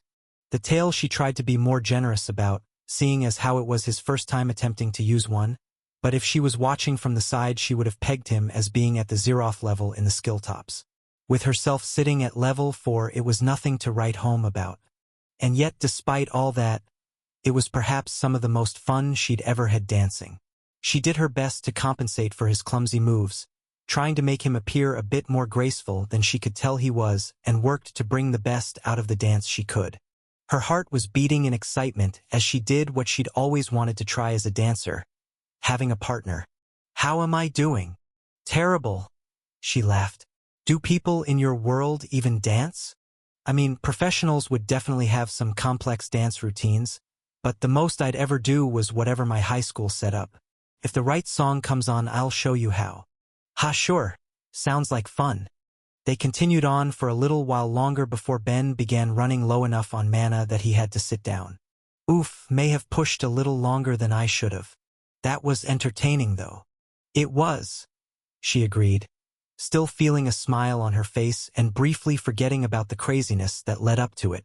She saw her mother and father in the back, looking pretty emotional, and ignored them in favor of eating some of the food Ben grabbed earlier. At least until a slower song came on that seemed to match his tastes. He grabbed her hand again, leading her back to the dance floor, and instructed her on what to do. Just put your hands on my shoulders. She did as he asked. Okay. Now what? Where do you think you're touching? Your hands on my shoulders. Mine on your hips. At least that's how I was taught. If you're uncomfortable, we can stop. No, it's fine. It was just a little unexpected. She was aware of dances with this sort of arrangement at least. She just never expected to participate in anything like that. And finding herself pressed so close to him made her remember her mother's comment about him having nice muscles when they first arrived. He certainly seemed sturdier than he looked. Shaking her head, not wanting any weird thought to invade, she looked up at him. So what do we do now? We just move to the music, he told her, gently swaying back and forth. Wait, that's it, you call this dancing? There's no technique. Not to mention how close we are. Dancing should be accessible to anyone, even if they're lacking formal training. This is how we do it when you don't know how. Besides that, it's fun. It's nice being close to people. Once I get your charm under control, you'll be able to dance as much as you want with people who actually know what they're doing. Not likely. I'm not going back to doing it professionally, and it would still be hard to find a dance partner when people think we're engaged. Well, I mean, we'll have to set the record straight someday. Ignoring my prospects, I'm sure you'd want to find someone eventually too. That isn't exactly in the cards for me. Why not? You're a beautiful girl. I get you can't be romantically involved with anyone you've charmed for cultural, and well, I guess ethical reasons, but if you get it under control, you should be able to find someone nice if you want. She pushed aside being called beautiful for the moment and instead thought about how to answer him. It was an issue she had complicated feelings about but knew it would come up one day, one way or another. Why not now? It's another racial issue for me. Do you know how a mixed breed can typically figure out their life expectancy? Honestly, haven't thought about it. Average the lifespan of the parent races, plus or minus 10% typically. Spirits don't have fixed lifespans. What does that tell you? He scrunched his eyebrows for a second in thought before opening them wide. Wait, are you saying you're immortal? Probably not, she admitted. Part of their longevity seems to be connected to having a body made out of mana, since the main way a spirit will die is by using theirs up. Still, it's undeniable that I'm going to live for a long time. I haven't seemed to age at all since my growth period ended a few years ago. At least that's what my family seems to think. If I end up living for a few thousand years, I'll outlive almost every race I'm aware of. Not much point in getting romantically involved with anyone I can expect to die so much sooner. Seems like a depressing way of looking at things. This at least is something I realized I needed to accept years ago, as soon as I figured out just what it meant to be half-spirit. Without thinking, she raised a hand to his face, gently holding it, and muttered, I guess I'm going to outlive you too. They fell in silence after that, until Ben grabbed her hand, and without warning pulled it over her head, spinning her in a circle before continuing to dance. What was that for? It's very important to occasionally spin your partner out of the blue when dancing like this. Trust me, I'm all about mediocre human dancing. Anyway, that just means the time we have together needs to be as exciting as possible. Why's that? So you remember me, of course. He told her with a grin, emotions she couldn't quite place filling his eyes as he spoke. You know, in 1,000 years there probably won't be a single human on this world. What do you mean? There's only 20 of us here. Plenty are going to have kids with other races. Sure, some of them will probably marry each other and have children, but those children are going to want partners too, and a starting population of 20 doesn't make a good gene pool by any stretch. I'm sure that in 1,000 years from now, by the latest, we'll be all but forgotten about. A note in a history book as one of the races brought to try and protect the world. I guess I just think the idea of someone being around to remember us is nice. The prospect of one day being the only one who would remember various races was a lonely one, even if she lived for such a span of time. If the world survived the immediate threat, what other events would she see in her life? What might she forget? At the very least, she felt confident of one thing in the moment. I don't know how I'll ever forget a weirdo like you. She leaned into his chest and pushed away thoughts of a distant future, trying to enjoy the present. Chapter 87, Thera's Perspective. Funa, I'm hoping that you'd be willing to give me some guidance for the next week. I'm still in the nation. Thera's aunt seemed to light up, at least as much as a shadow woman could. When her niece had walked up to her, she'd never expected to receive this request. Finally, she was ready to fulfill the offer she'd been putting out for years. You're ready to let me help you raise your charm? She said in excitement. It was something she wanted to help Thera with since she'd come to learn of the issue, getting her to level 6 to grant her the means of suppressing its abilities. Sadly, Thera quickly dashed her hopes. No, I want to learn dark magic. She went on to explain the advice she'd gotten from Analia during the end of her trial. While initially disappointed, Funa's interest grew as her niece spoke. She'd never heard of anything like that herself, but at the same time before Abris fell in love with Pelania, she hadn't interacted enough with the various races in the world to encounter such things. It's an interesting idea, and I have no issue guiding you as I can. There's just 2 points I want to advise you on first. To begin with, there is the chance that developing and raising darkness magic could cause your charm to increase too. They are pretty tightly linked after all. The second is that I won't be able to get you to the point where you have the skill in the next week. I can try and instill as much knowledge and technique in you as I can, but when you go you'll have to put it into practice yourself to the best of your abilities. Of course, I'll try to visit Stonewall every now and then, but I've already promised your mother to make training Carly my priority. Thera nodded. Don't worry, I don't have any illusions about this being easy. You know how long it took me to level earth magic after all. As for my charm, well, I'm hoping that as long as I only get up to level 1 or 2 in dark magic, it won't speed up my next level of charm too much. I only just got another during the trial.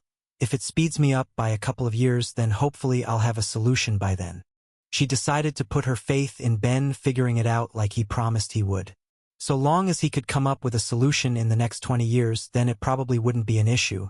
And remembering the look in his eyes, she knew he didn't intend for it to take so long. Thinking on how seriously he promised her, as well as the situation her mom had caused with the stunt she had pulled the previous night, left Thera feeling complicated. And she was a little glad he was too busy to join her for her talk with her aunt. Hopefully, things would feel more normal to her by dinner. All right then, Funa said, pulling her from her thoughts. If that's the case, then let's get started. First things first, we'll need to work on your dark mana. What do you mean? I'm pretty sure I'm able to use dark mana fine. That's kind of my main problem. The dark mana you have is automatically being wrapped in charm, causing it to radiate out of you. If you could see the mana as clear as I do, you'd look like a star. First things first, you'll need to get a hold of your mana either before it gets its charm or remove it after. Neither option is better than the other, and once you get the hang of it, you'll be doing both soon enough. Okay, sounds good. Thera sat down and tried to do both options, neither feeling like it was working but knowing she would need practice to get it.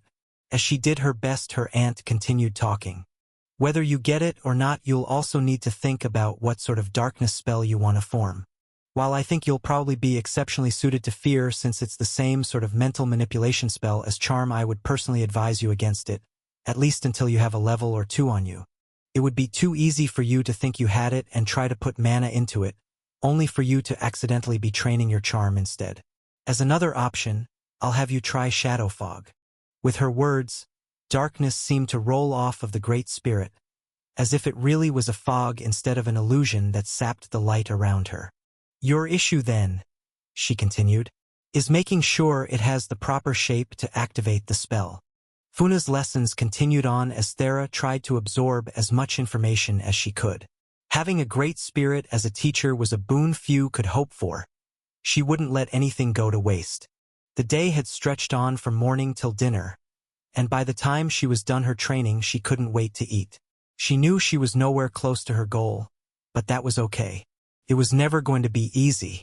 As long as she didn't let it interfere with her earth magic practice, then she was happy to give it her full effort. When she walked to the dining room, she was surprised to find Glob and Carly already there and already fighting. "I still can't believe you tried to kill me," Glob yelled. "Well, maybe stop being the sort of person people would want to kill. Honest to God, your duplicate was much more bearable. Now both of you, I did warn you weren't ready for the trail, but what's done is done." Her mother reasoned with them. "Why not put any unpleasantness behind you and look towards the future?"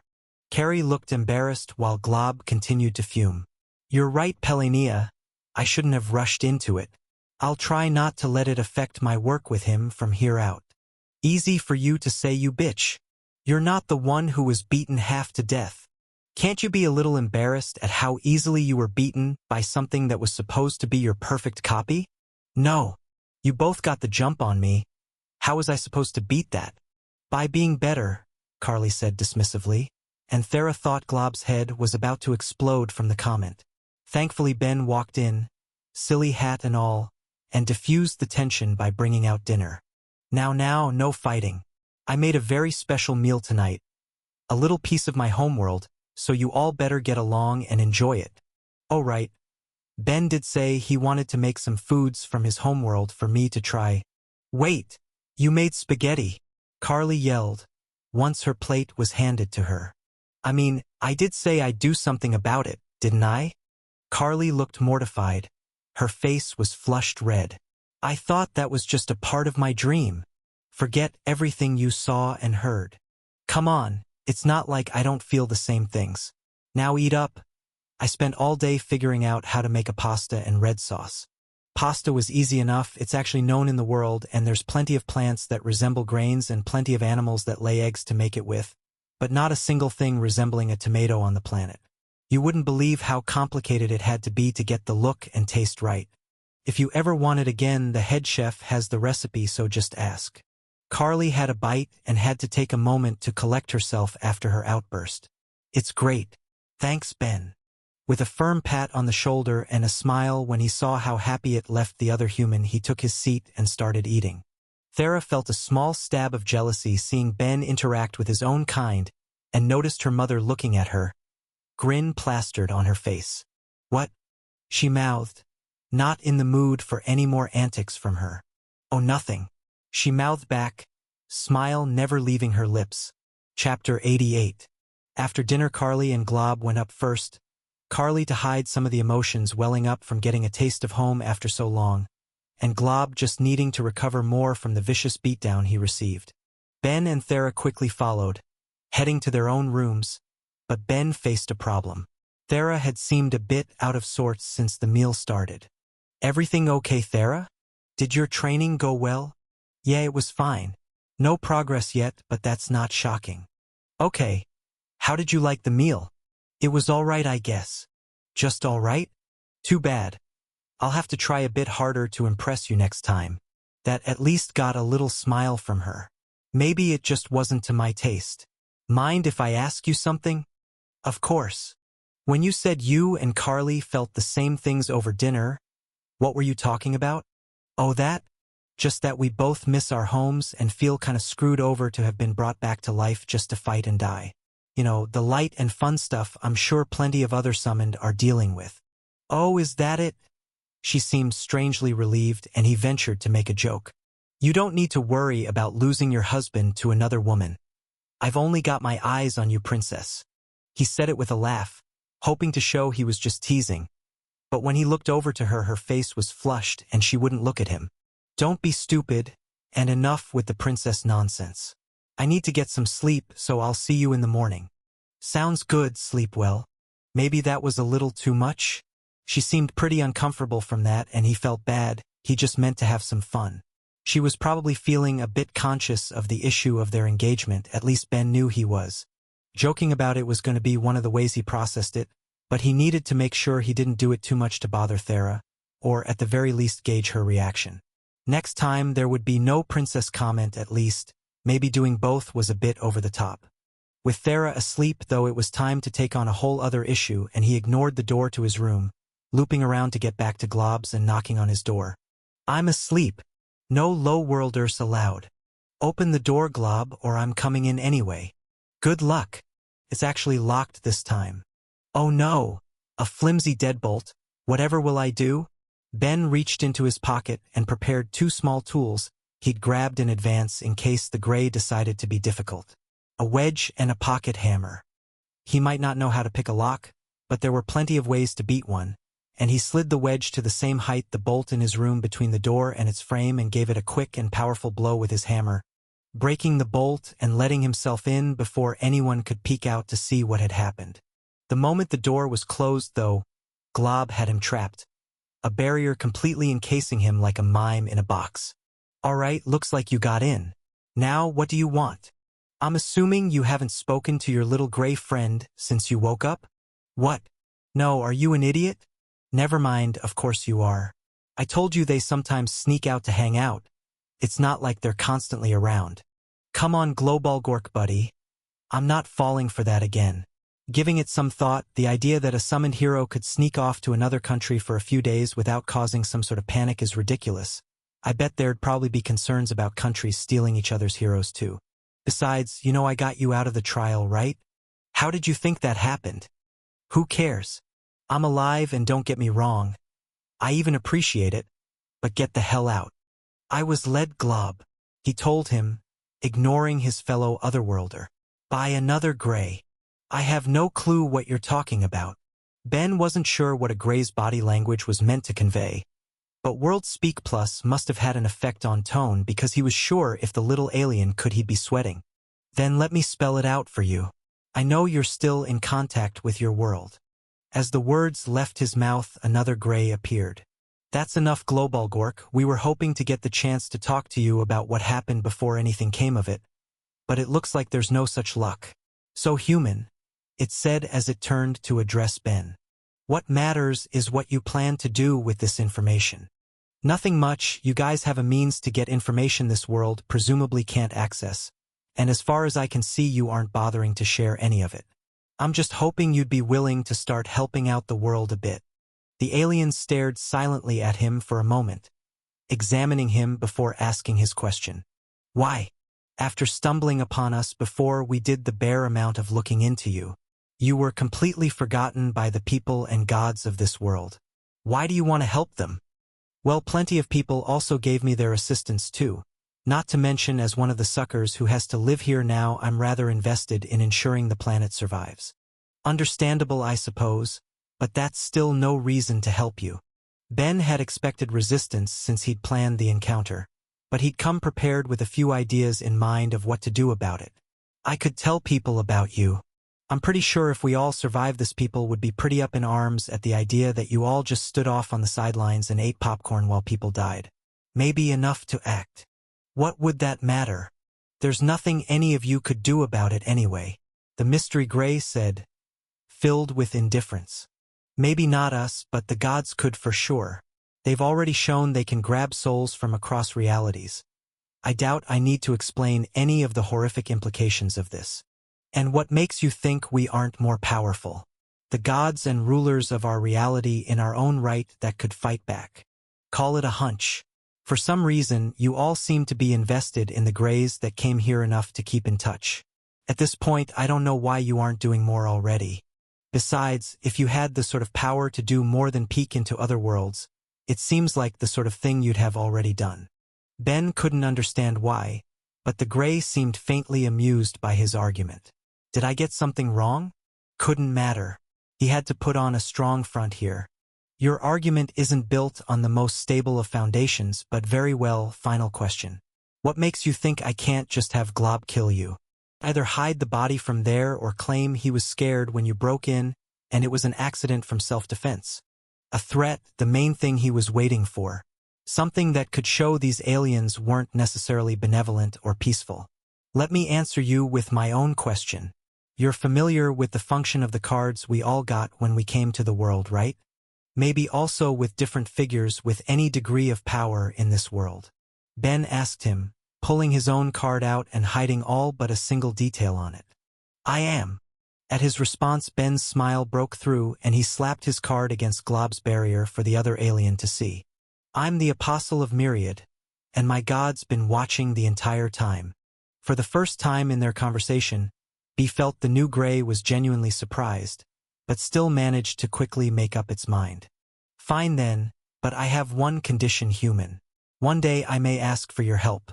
When the time comes, I want you to hear out my request. Wait, that's all? Just hear you out? This had gone far easier than expected. He still had other ways he wanted to argue and other threats to make. It was actually a little disappointing. That is all. He gave it a little thought before breaking into a smile. Sure, but since I'm already blackmailing you, how about I take just a little bit for myself? You know, it's a poor negotiator who tries adding extra conditions when a deal's done. We'll just call it the threatening to kill me tax. It's really nothing much. Just come visit me once a month to answer some questions for me. Surprisingly reasonable and not too much additional work compared to making the world aware of us and giving our aid. But why? I'm a craftsman.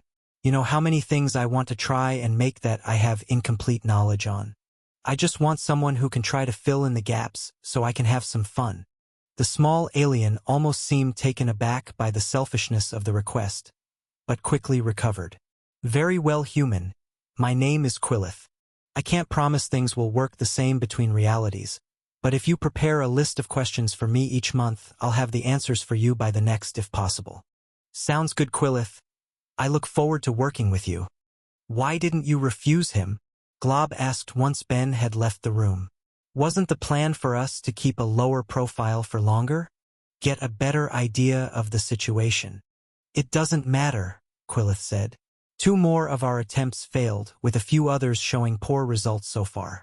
The final solution is looking more and more likely. We don't have the time to gauge the races of this world if we're going to survive. And you think he could help? Of all the summoned and native persons of interest we've been monitoring, he's one we believe has potential. Low potential, mind you, it will all depend on if he can keep his growth rate constant. But for now, at least, it wouldn't do us any harm to have a person who's soft and hard enough to try and help this world's chances to feel he owes us for our help.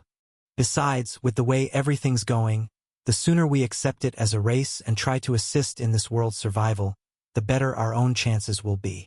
The real issue is that whoever was in charge of monitoring him seemed to ignore everything but the skills he'd developed as well as the speed he'd been growing them.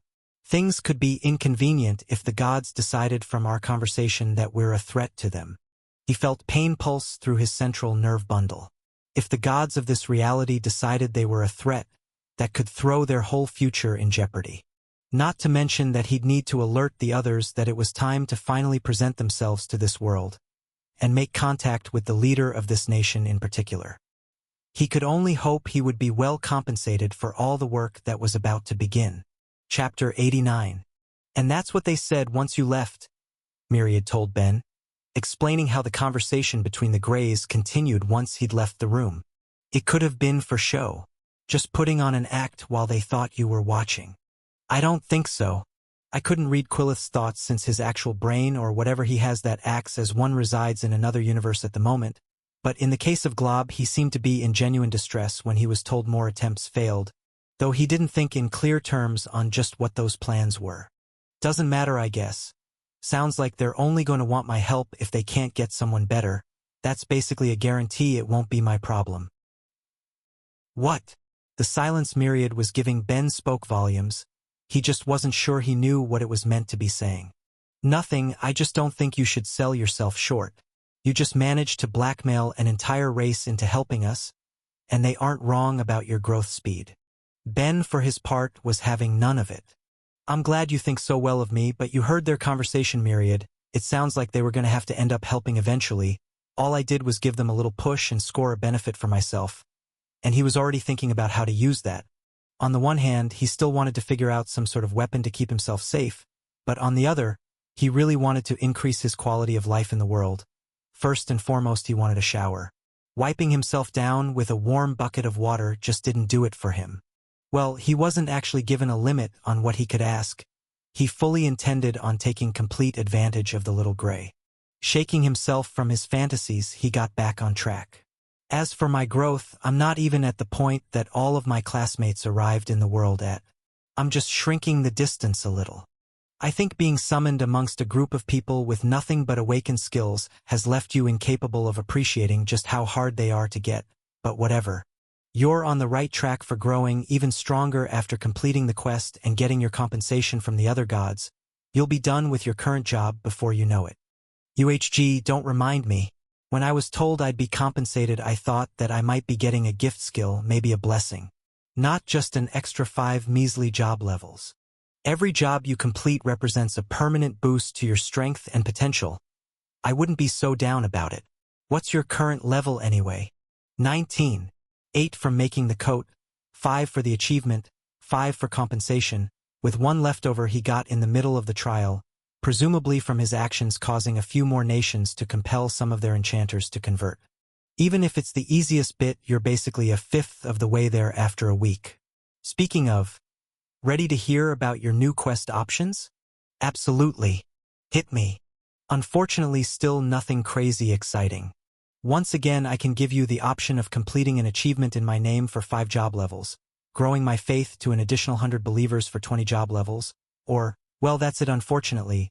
Ben actually had one more option, establish a holy land. That would reward him enough that he could complete a job in a single go with the reward he would get. But after his stunt with the coat, Myriad wasn't willing to leave this task to Ben, no matter how fond of his apostle he was. Especially now that the boy had sacrilege, and had apparently managed to level it up by knowingly attacking an avatar of Analia. He shuddered to think what he might do with such a request. Better to ignore it and give it to a more reasonable apostle once Ben passed on in the future. The exact same 2 again? Man, I gotta say, that's pretty lame. If I'm not mistaken, for the ones following this, I should be able to give you one that would reward you with a skill level in one of your low-level skills, but you need to complete one of those 2 first. Okay. Give me some time to think about it. Getting you 100 followers still seems ridiculous, but I can't imagine how I'm going to complete another achievement. Maybe if something conveniently falls into my lap like the trial again, I'll take that one. No rush. On a final note, I have a small request for you. HM? Sure, what can I do? Let me inspect your soul. Ben instinctively took a step back. Oof. Let the god that munches down on his believers' souls get a close look at mine? I like you, Myriad. I even count you among my friends in this world. But that sounds a little sketch. I don't eat my believers' souls. When you die, you'll have the option of merging with me rather than phasing to a different plane. Of course, I'm hopeful you'll choose that option. As the first being outside of my race, I'm sure it would be quite an honor for you and an interesting experience for myself. But worry about that when you're dead. No, I'm just concerned about the state of your soul, especially as it relates to some of the skills you've been developing recently. Wait, does this have to do with complex mind? As soon as he left the trial and spoke to his god, he asked if Myriad would be able to find some information on the skill, and it looked like it was paying off. Partially. You gained 3 rather rare skills in short order between getting Hidden Mind, Tolerance, and Complex Mind. The newest one is especially worrying, as from what I've seen, almost no other hominid types get that skill, instead getting ones like Parallel Thought or Split Thought. Is that bad? No skill acquisition is truly bad. Not even sacrilege, as much as I hate to admit that. Just odd is all, and worth looking into to be sure it's not related to any problems. What Myriad didn't tell Ben was the types of people who typically receive those skills. Hidden Mind was gained by mostly paranoids, fearing their thoughts being invaded. Complex Mind seemed to only appear in hominid types when they'd reached a breaking point causing their minds to split as opposed to through training, and even then it was considerably rare. And Tolerance was gained when an apostle was so obsessed with their god they were willing to fight past the presence of their divinity just to gaze upon them longer. None of them were bad or harmful in any way. Unlike sacrilege, Ben wouldn't need to be concerned about people finding out he had those skills. Many would even find them desirable. As well, Ben didn't display any characteristics that would make him worry he possessed the traits one normally would to gain those skills. There were perfectly reasonable explanations for why he had each of them, but nonetheless Myriad worried. This was about his apostle's health and well-being.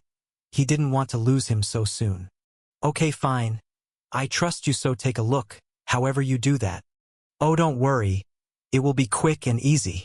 Before Ben's eyes, he saw Myriad begin to open at the seams, and his mind refused to process what was inside. His brain didn't shut down, not really, but as Myriad unfolded it, continued to simply blank out what it was seeing before him. Even as Myriad came closer, enveloping him. Goddamn Myriad. I sure hope that was nothing because you just raised my tolerance doing that. Not to mention left me with a pounding headache. What the hell did you do? When Myriad enveloped him, it was like he stopped being able to process information altogether, not an experience he was keen to repeat, even if it looked like doing so could train his tolerance. Not much, and don't worry. It looks like my concerns are unfounded. It's likely you just have a good compatibility with mind-type skills. Shouldn't be surprising since one of your blessed ones is focus, but it was still worth a check. So I'm good to keep leveling them up? Shouldn't be a problem. At this point, my only concerns are what you have planned with the Queen. Are you really going to take advantage of the situation like that? Hey now, she's the one that tricked me into getting engaged. I'm just trying to work things to my benefit a bit. I'm sure it won't be too crazy. You know, some might think she was trying to help you by creating a situation where you couldn't be approached by other nations. Maybe, Ben conceded.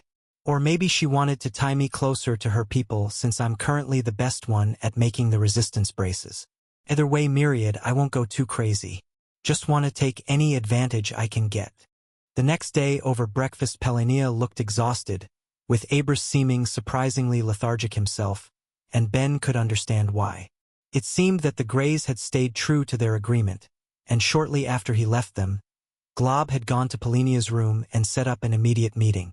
Discovering that there was an entire planet in another universe willing to provide aid in the form of knowledge and attempts to gain information on the invaders was far more than she'd expected to deal with in the middle of the night, and as a result she'd been swamped with emergency meetings without rest.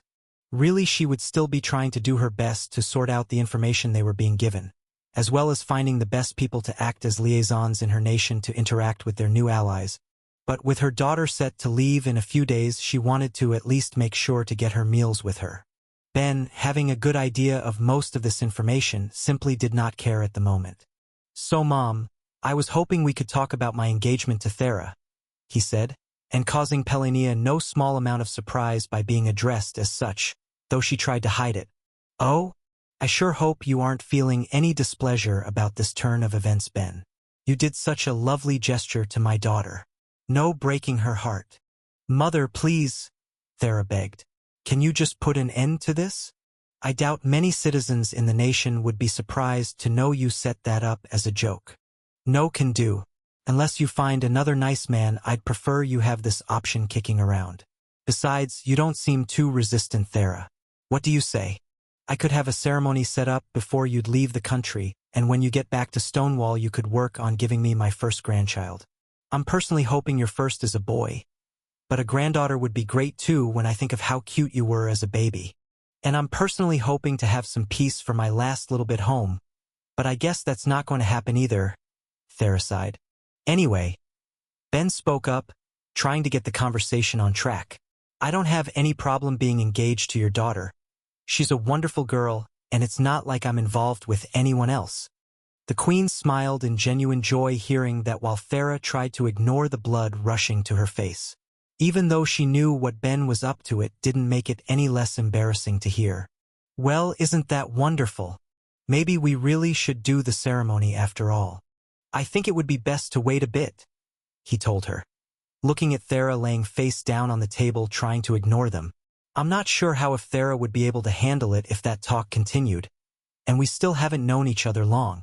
The trial really went to show how much more we have to learn before we should actually tie the knot. Oh, fair enough, boring choice though. Sometimes it's better to let the passion take you in the heat of the moment. But very well, if you don't want to try and break it off or wed immediately, then what did you want to talk about?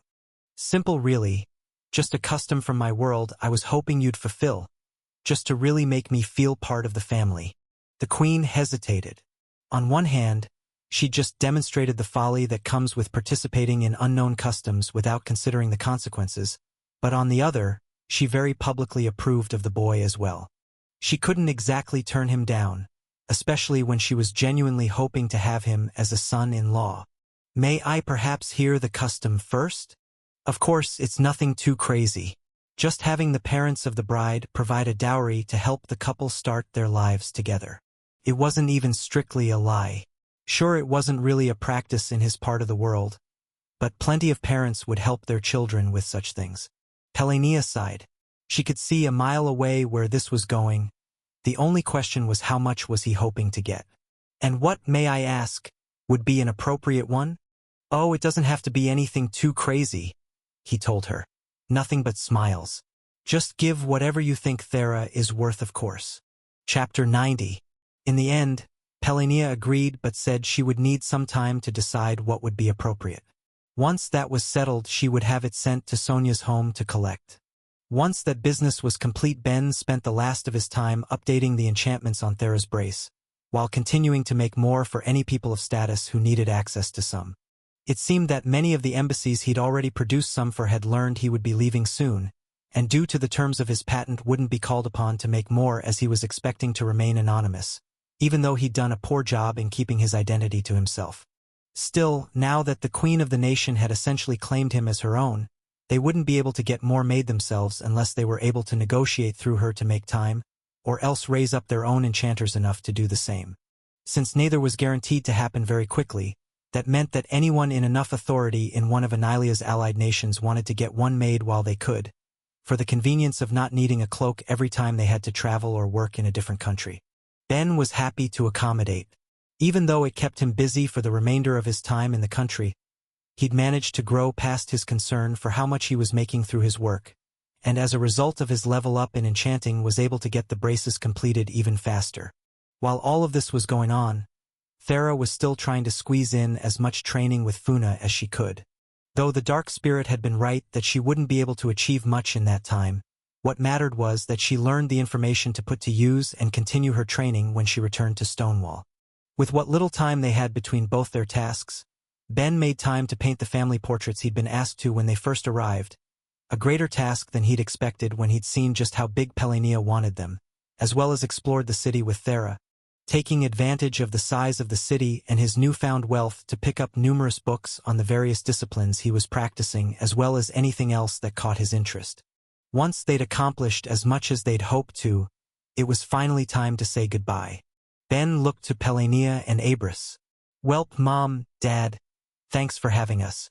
Gotta say it's been interesting at least." "Oh, come here you," the Queen said, pulling him into a hug with her and her husband. "Make sure you look after Thera. I know she can be a handful, but she's a real softie on the inside." "Okay, enough of the tearful goodbye," Thera said, grabbing Ben and dragging him away from her parents. "I didn't think you insisting on calling them Mom and Dad would have this sort of effect on them. I would have stopped you if I'd seen this coming. Hey now, my lovely bride-to-be, I just want to get along with the in-laws." Thera just sighed and shook her head. Over the past week she'd gotten pretty used to those sorts of comments from him, but she really hoped he'd stop having so much fun with it soon. She still felt weird about the whole thing, and she'd have to make her mother announce it was a joke on her part one day anyway. Though that might be harder with the whole dowry thing. She was sure her mom wouldn't go too crazy, but she could never be sure with her. "Anyway, it was nice to see you both despite everything. If I ever come home again, please act a bit more reasonably in the future. Okay? Now Thera, it's good to joke around a bit. Keeps life entertaining," her father said with a laugh. "Life is short after all," says the man who's long forgot how long he's existed for. She sighed, knowing her parents would never change. "Well, I'll write to you about whatever happens. Okay? Let me know about any craziness that occurs in the nation while I'm gone. How well, maybe keep an eye out on the news for the next little while. You're going to hear a pretty big announcement soon. Nothing to worry about. It's actually very good news. I just can't exactly talk about it yet," her mother told her, trying to come off as cool and mysterious. "Okay," she responded, curious but aware that her mother had an obligation to keep some information to herself as the queen of the nation, even when it was clear she wanted to be asked. Ben was pretty much certain it had to do with the alliance with the Greys, of which he had yet to tell Thera of his involvement in. He wasn't sure if Quilith had told the queen about the part he'd played, but she didn't seem aware of it at least. Well, not my problem. He thought to himself, happy to ignore whatever politics were going on in the background of the world. So you're really heading out to Carly? He asked her, seeing her and Funa packed and ready to go on their own trip. Well, you were right before. There's really no reason I couldn't take the time to visit some of our classmates after all of this time. It would be good to see them before preparations for the invasion really kick into gear. His former classmate seemed more cheerful now that she was taking the time to see the people she cared about, and Ben wished her the best. Well, make sure you give them my regards. Let them know if they ever get the time they should stop in at Fox Shop in Stonewall. I'm sure I wouldn't be able to make anything as good as what a nation could prepare, but I'd be sure to give them some hospitality. Will do. Maybe I'll even visit myself. After walking through the gate, they didn't spend as much time searching around, both feeling ready to return home to Stonewall. In that spirit, they got on the first cart they could rent and made their way home. So you okay, Thera? Gonna miss your family? The opposite. After all of that, I'm going to be looking forward to having some time away from them again. She hesitated a moment before continuing. Though it was nice seeing them while we were there. At least when they weren't acting too crazy and getting us wrapped up in whatever dumb plans they made. Ha, well, you know what they say. Distance makes the heart grow fonder and all that. Still, it looked like Dad was having a tough time saying goodbye. Do you really have to call them that even when they aren't around? It wasn't a custom of her nation for a husband to accept the bride's family as his parents. Accept them as family, of course, but one would normally never hear them being addressed as casually as Ben was. Not to mention it just felt weird. Ha! Okay, I guess I can stop for now. Your mom seemed happy with it though. She was probably taking it as a positive sign that you would actually marry into the family with the way you'd been treating them for the last week. Hey now, she's the one who put me in the position. I'm just playing my part. Not to mention it sounds like she'll send the dowry to Sonia's once she figures out something good. Gotta make sure she gets her money's worth of the son-in-law experience. He laughed it off as Thera rolled her eyes under her hood. Seeing her parents really was too much. It would be good to be home. Chapter 91. Side Story 3, A Lesson on Invaders. Leahy paced around while Ben sat down, waiting for his lesson for the day. He'd been there for a couple of weeks at this point, and his caretaker had informed him the day before just how important this one was to know. But she hadn't actually gone so far as to tell him what it would be on. Leahy, what's with all the suspense? You're making me nervous here. Sorry. It's just a complicated topic. I want to convey its importance to you properly. Still, I shouldn't put it off any longer. Today I'm going to tell you what we know about the invaders. The invaders, the entire reason his classmates' souls had been summoned for a second chance at life after they died. So far Ben's knowledge of them consisted of the fact that they'd conquered hundreds of worlds, and the survivors who had managed to escape all came together to form a united front together here. But beyond that he didn't know anything. Pass. What do you mean pass? You can't just pass on learning this. The only real benefit to being completely forgotten about is I won't need to fight on the front lines. What am I going to do with this info? It's not like I'll be revealing some deep secrets to you or anything. This is stuff everyone knows. When you make your own way in the world, it would be strange if you didn't, especially once the invasion starts. He could see the logic to that, even if it felt like letting himself get sucked in deeper to the world's events and coming war. Okay, fair enough, I guess. But if everyone knows what's stressing you out so much about it, these sorts of things need to be conveyed properly. Anyway, despite all the build-up, there's unfortunately little to say.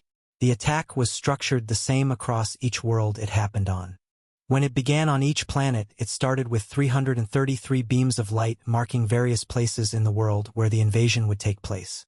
From there, after some time, gates would open at each point and the attacks would start coming through in waves.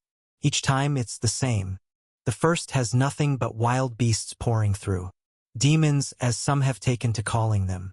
They seem nearly mindless in ways, but they're brutal, savage, and powerful.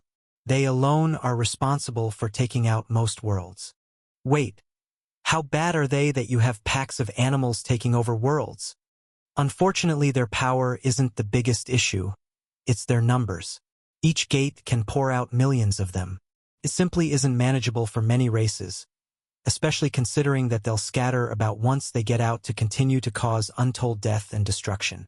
The fact that some managed to hitch rides to this world with the various gods who were simply trying to save as many of their people as they could is already a horrific issue to deal with, but at least provides the opportunity for first-hand training. So there's already some of those monsters on this world? Great. He thought dryly as he listened and waited for Lihi to continue. As for the second wave, that's when their main force comes, at least what we think the main force is. Either way, it's the one composed of their sapients, an almost undying group that seems intent on causing as much death and destruction as they can.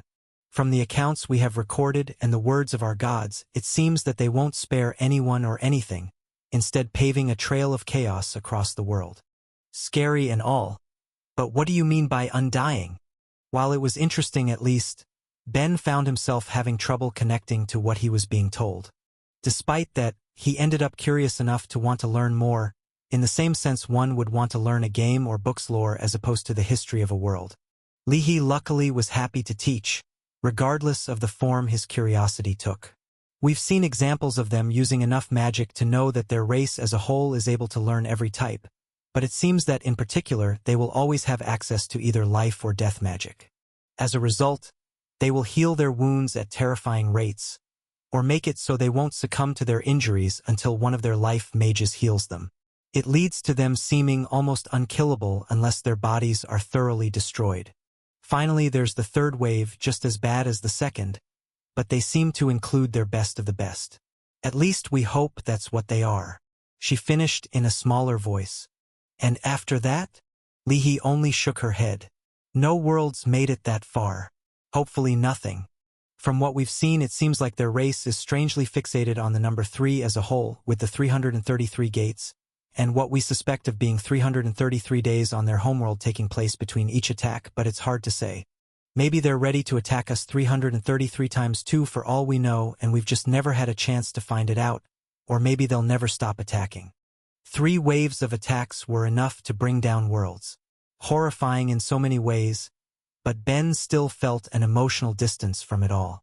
Maybe it was because he didn't grow up worrying about this. Maybe it was due to the short time he'd found himself on the world.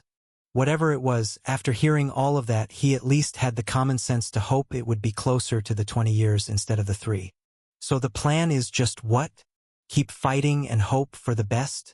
Pray that we can survive 3 waves and that they'll just stop once the 3rd is done. That kind of feels disgustingly optimistic. This world is more advanced as a whole than the majority of the worlds that had fallen, and thanks to the system in place, the strength of an average individual is far greater than in the past as well. But I can't say I know anything about the plans being formed. All I know is that essentially every nation in this world has spent hundreds of years trying to come up with countermeasures. If any world was going to succeed, it would be this one. Chapter 92. Character Summaries. Ben Hef, our titular chaotic craftsman, or at least he's beginning to grow into the role. While his beginnings in the world were a rocky start, being unneeded and forgotten about by the nations that took in his classmates, he's managed to start making a home for himself and work he enjoys. Through the constant training of his skills and a little luck, some of his abilities have increased at a startling rate. But because he compares himself to his classmates who all managed to arrive in the world with their abilities in an already awakened state, he doesn't view his own progress as very impressive. While thinking about his life on Earth and his family is still painful for him, he's trying to move past it the best he can, having made friends in the world to spend his time with. Though he's only been on the world for about a year, it ended up being far more hectic than he ever would have hoped for, almost dying on multiple occasions, and having to both fight to save his new town as well as take the trial of a god in short order. If he were to give any thought to how crazy his time had been so far, he would likely tell himself that his classmates probably had it worse, having to train to protect the world from a coming threat and all, but how accurate is that actually? Cecily. Cecily is the current head of the Stonewall Adventurers Guild. As well as the other 3 guilds, it will act as in a limited capacity. She harbored guilt about how the situation with Roan worked out, knowing it was her own guild's failings that let things get out of hand, and that it was ultimately Thera that paid the price for it. She's long acquainted with Falk, ever since he made his shop in Stonewall, as he would occasionally take quests for monsters he wanted the materials from. She also occasionally purchases from his shop. Fok, an 8-foot-tall snow-white yeti with a top knot. The only skills Ben is currently aware he has are blacksmithing, alchemy, enchanting, and earth magic. Though there are undoubtedly more, he just keeps them close to the chest. While he had no interest initially in taking a student, he was forced into it by misjudging Ben and giving a task that was within the realm he could accomplish. Despite his misgivings, he's grown to find training Ben to be an interesting experience. Getting to see how the boy solves problems and watching him develop being more satisfying than he initially expected. Father Yen, the head priest of the communal church Ben, was summoned to with an appearance best described as a lizard-man cyclops. A kind-spirited older man, when he learns that Ben is left behind, doesn't hesitate to do his best to help him, though he's more than willing to be strict on the priests that work under him to keep them in line. Frederick, a potted tree about 3 feet tall and with lovely purple leaves. It will produce berries every few months, and Ben uses it to train his connect skill. Since this act has given him access to the tree tamer job, he's fairly sure he managed to tame it, though he doesn't understand what that means since it's a plant. John, a named classmate of Ben, being mentioned all the way back in Chapter 1 and having no impact on the story since. Sorry, John. Leahy, the priest put in charge of Ben when he's first summoned and one of the oldest members of the communal church she's part of, though she doesn't look it. While at first, she finds Ben's constant skepticism annoying, she's distraught when nobody takes him in and dedicates herself wholeheartedly to teaching him everything she can to help him make his home in the world. Though well-educated and having years of experience behind her, she can occasionally display traits that make her seem much younger than she is. Combine that with her youthful looks and it can occasionally cause problems for the church. Myriad, the titular cube that Ben worships.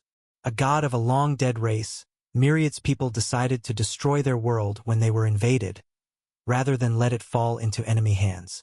Myriad has the unique characteristic among the gods of absorbing the souls of his believers and incorporating them into himself. Taking advantage of the fact that Ben was forgotten to get him as his first believer in centuries, he does his best to support his apostle as a god, even if he isn't always happy with the choices Ben makes. Still, since his number of believers has increased to over a dozen in a short amount of time thanks to Ben's work and discoveries, he won't complain too much. Not much is known currently about his original race, other than that members could mentally connect to each other by linking subbrains in their tentacles, but Ben is likely to learn more as he grows closer to his god. A faceless hominid type working as a guild employee in Stonewall. They're well acquainted with all of the adventurers in town and have a good reputation. They feel guilty about the situation Thera found herself in due to guild negligence, and as a result always tries to give her the best service they can while telling off anyone she hears spreading rumors. Sakhel, a member of Sko's party, she fills the role of a healer with her life magic, but at the same time also works on her water and earth magic in the hope that one day she'll be able to awaken her skills to plant magic. With that goal in mind, she converts to Myriad shortly after talking to Ben about it to try and get the connect skill, and hopefully get the chance to get the tree tamer job to improve her odds. She is a mixed breed of Dryad descent. Steph, having become friends with Ben during some art classes back on Earth, she finds herself worrying about how he's managing alone while she still struggles to adapt to the situation herself. Her training is progressing smoothly, partly in thanks to forcing an agreement between two nations when they were selecting to let her train together with her friend so she wouldn't need to face an entirely new world alone. Sonia. Sonia is a succubus. Aunt to Thera, sister to Pelania and friend of Fox, though she'd like to be more one day. She trained hard for years, not just to raise her life magic to make her a competent healer, but also getting her charm to level 6 so she would be able to properly suppress it. She acts as one of the healers in Stonewall and is well respected in the community for her dedication to her work. Sko, a four-armed warrior whose fighting style involves using both a pair of swords and shields. He harbors a strong protectiveness towards other adventurers. Though he knows the line of work carries risks, he doesn't want anyone he's acquainted with to die needlessly. It's this attitude that led him try to get Thera to give up adventuring, as well as protect Ben from her. Raylia, a Naga woman who is in a party with Sko and Sakhel. Not much else is known about her at the present, though that will change as the story progresses. Roan. A hominid type with insect-like characteristics, he's best described as a tamer and a bastard. After constantly ignoring Thera's warnings and getting himself exposed to her passive magic, it eventually leaves him completely insane to the point he thought it would be a good idea to try to stop an attack on the town he very openly caused to try and win her heart. Thera Oris. A mixed breed of both succubi and earth spirit heritage, Thera is the first of her kind and suffers the consequences of learning exactly what that fact means. While her spirit heritage gives her so much mana she can't control the earth magic she's born with in a meaningful way, the charm magic from her succubi heritage has the opposite problem, running out of control to the point that an average person to come in contact with her risks losing their mind should exposure be long enough. As a result, she's used to avoiding people, doing her best to not get too close to anyone but her family until she meets Ben, and after a bit over a month of working together learns he has the qualities to completely ignore her passive magic.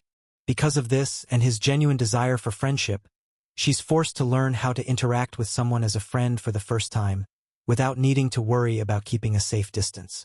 Though Roan's obsession with her proved to be a danger to the town she'd started to make her home, she was able to overcome him with Ben's help and grow stronger for it. Shortly after, she returns to her homeland with Ben so her mother, Queen of the Succubi, can provide him with assistance for something that could help all their race, as well as her in particular, a way to block passive magics.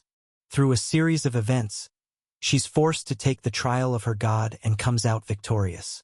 Later during a celebration of that event, her mother manipulates things, putting her in a situation where she has to engage her new friend, and filling her with complicated emotions as a result. Will, Ben's classmate and friend, coming to this world with skills like Unarmed Master, Enhanced Strength, and Tough Skin, he's appeared with the traits to be an impressive fighter. He's one of the summoned that are most accepting of learning they died on Earth and getting a second chance as a fighter in another world, and he's excited to see just how his new abilities can be used. Abris, the great Earth Spirit, after surviving the loss of his world with the other great spirits and all the regular spirits they could save, he settled on the new world for thousands of years before meeting and eventually falling in love with Pelinia. As a result of the system put on him and all of the other spirits when they joined the world, he unknowingly gained an ability all other races had to one extent or another: sexual reproduction. While far different from a spirit's normal means of reproduction, where groups of them would divide off pieces of their living mana, forging it into a new spirit, it seems to be a side effect of one of the aspects designed into the system itself, the ability to produce offspring across the various races, despite potential physiological, biological, or chemical differences that would normally prevent such a thing. With both a playful yet protective personality, he's discovered aspects of himself he did not realize he was capable of, such as romantic love and parental affection. The later he learns with the birth of his daughter, the first half-spirit, Thera. Analia, goddess of the succubi, a goddess of love and seduction.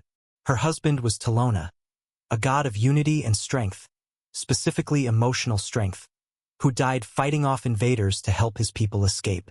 One of the few gods who managed to save a large population of their race, the succubi number in the low millions as a result of the structure of her trial being convenient for taking in a large number of residents and supporting their population. As a result of this, no matter how much help she has for these tasks, she cannot always be aware of the events facing her people unless she is informed by her apostle or they are of great urgency. Much like all larger gods, it is also impractical for her to attempt to bestow all of her believers with blessings and gift skills as a result of the attention it would require to determine the believer's character. Instead, she opts to use her trial and watches for any figures who demonstrate the best ability to use her gifts. Funa, the great spirit of darkness who escaped her world along with Abris and the others. While at this time she has no desire to try to produce a child with one of the other races that inhabit the world, she has a great fondness for Thera, loving her as her niece and seeing in her the potential future for spirits as a whole. She's long wanted to help her niece attempt to raise her charm to a level where it would be manageable. As a being with no definite lifespan, as well as knowing Thera is in for a long one herself, she's sure it will be a path that is taken eventually, and sees no harm in getting it out of the way as soon as possible, but will respect Thera's wishes on the matter. After heroes were summoned from other worlds to raise their number of Tier 2 magic and combat skill users, She is asked by Pelenia to help train Carly, a Tier 2 skill user with Dark Empress magic, and agrees for the friendship between them and her long history with Abris. Furila, an incubus with an awakened barrier magic skill. As it is rare to have an awakened non-affinited magic skill, him handling Glob's training was without doubt from the time the Grey's skills were discovered. Globalgork, a creature that would be known as a Grey on Earth, he's one of a separate group of summoned heroes who came with the skill barrier mastery. He came from a race that through their technological advances is able to peer into other universes, as well as project themselves into them, seemingly as a way of pranking the residents of other worlds. But how true that is remains to be seen. As a result, after being summoned, he maintains a relationship with his homeworld, reporting on the events that take place regularly and giving his own interpretations of what he sees. Pelenia, the queen of the succubi and Thera's mother. She gained her role as queen after quickly conquering the trial with Abris, much to her god's amusement. With a personality that can range from playful to scheming, she's more than happy to try and manipulate events as she sees fit. Though she does have the best of intentions while doing it, regardless of what others may think. Has a not insignificant interest in tying Ben to her nation, as well as forcing him to make her daughter happy. Carly, Ben's former classmate, has an advanced form of dark magic, Dark Empress magic. When she first joined the nation of Analia, she went through many of the same emotional struggles that Ben did, but has been receiving mental support, as well as creating her own through her goal of completing the trial to become a candidate for the throne. Though she ultimately failed, she doesn't mind too much, having gotten the chance to talk with Ben and deciding to take a trip to see some of the friends she's missed instead. Mark, Ben's younger brother and a sporty kid who loves attention. He would spend great deals of time with Ben while he was still alive on Earth. Vividus, great life spirit, Vivi for short. Not much is known about her currently other than the fact that she's the one who came up with the plan to create more powerful half-spirits and attempting to create something called a soul spirit with the great death spirit Nox. She does not get along well with Thera. Nox, great death spirit, lives in the Death Mountains and attempting to create a soul spirit with Vividus. Does not get along with Thera. Incetus, great fire spirit, attempting to produce a half-spirit with a fire affinity fairy. Does not get along with Thera. Jenin, great air spirit, attempting to create a half-spirit with a member of the Fulgur race in the hopes of taking advantage of their natural lightning magic. Does not get along with Thera. Quillith, an alien that still lives in an alternate universe who watches over Glob. Ben convinced him to supply him with the information he wants once a month. Chapter 93. As they made their way back to Stonewall by carriage and only a few hours from home after long days of travel, Ben eventually nodded off, finding himself in Myriad's realm. "What's up, Myriad?" he asked, it being the first time in a few days he'd seen his god. "Managed to find a better quest for me? You've got what you've got. I'll have more when you complete the next one. UHG, but the options are lame. Why do I even have completing an achievement in your name again? That's going to be a permanent option from now on. Anything that spreads my name and makes me look good is worth rewarding after all." "Fine. In that case, was there something up, or were you just looking to hang for the last legs of my trip home?" The benefit of Myriad visiting him while he slept was that he got to squeeze a bit more time out of the day at least. He couldn't really do anything with it, but at least his mind got to be active. "Nothing too much. I was just hoping when you get back you'll make some time to visit Sakhel. I was able to give her my gift skill a few days ago. I'm sure she'll be happy to receive some guidance on it from someone who's already managed to level it up a fair bit." "Okay, sure. But in exchange it's time for you to fulfill a promise." Myriad could instantly tell what Ben wanted. It was positively leaking from his mind. A race once created an item that had managed to ascend to the realm of gods, and Ben had been surprisingly patient getting the story from him. Yes, you want the story of the race that got an item beyond mythic, and just what they made, right? Yes, please, your shininess. Myriad didn't need the buttering up, but it was a nice change of pace compared to Ben's regular attitude. He could only imagine how his follower would react to the reveal. "Well, the answer to both is you're looking at it and you're looking at it," the cube said smugly, pride rolling off of him. "Wait, you mean? That's right. Mine was the proud race that pierced into the realm of gods. What do you think? Impressed at all? It was what Myriad was expecting at least, but instead he just felt pity coming from his apostle. Sure they did, buddy, Ben said kindly. I bet your race was great in their heyday. They really were. Is it that hard to believe? Well, before didn't you say your race didn't even produce technology? Seems like that would be kind of important. They didn't produce it the same way others did. My race were masters of ritual magic. We may not have had stoves or swords, but we produced a variety of things through magic you couldn't dream of. Okay, fine if you say so. So what did they make then that's so impressive? Me. Come again. The body you see before you was originally a shell of sorts, meant to host the souls of the deceased in an artificial paradise. It took the collective brainpower and technique of millions of my kind to make it possible, and pulled from all branches of magic to boot. Wait, so are there blueprints for you? Ben asked, starting to salivate and staring at Myriad like he was a fine meal, or worse, something to be dissected. I mean, not really, but since the knowledge exists, I'm the minds of the people who made me, I could probably make some. As Myriad spoke, Ben held his hand out, clearly indicating his desire, and Myriad broke down, trying to arrange the information on his own construction in such a way that it would be possible for the brain structure of a hominid type to understand it, and ended up with a large book, as thick as Ben's head. Ben immediately grabbed it and began to pore through it, still asking questions as he read. So how does something that sounds like a magic Matryoshka brain eventually become a god? Originally, it probably would have been considered an upper legendary or lower mythic item, but it, or should I say I, got 2 boosts that helped my development to godhood. As time went on, the souls residing in me began to merge into one being due to the inherent properties of my race. And seeing this, the original gods of my world decided to join with it too. This act pushed my being past something that could exist in the physical universe, while at the same time granting me divinity and cementing my godhood. It sounded to Ben like his god's race had managed to make a mythic item, and their original gods had been the ones to actually push it past that, but making a mythic-grade item was impressive enough. He felt a little bad for Myriad because now that he was aware of this, he was going to be summoned consistently until he finished reading the blueprints and make sure his questions were answered whether his god liked it or not. So what's ritual magic anyway? Ben asked as he tried to decipher some of the initial concepts that the entire structure seemed to be based on. You're the only person I've heard mention it on the planet. It was more important to the various races across the galaxy before they were all forced here and had the system put in place. It was basically a means of making more powerful and complex spells by having multiple mages construct them together. With the system, though, individuals can gain immense strength through their own efforts and learn to manage more complex spells, so it's fallen out of fashion. Fair enough. If you can accomplish the same thing on your own, then that's probably better anyway.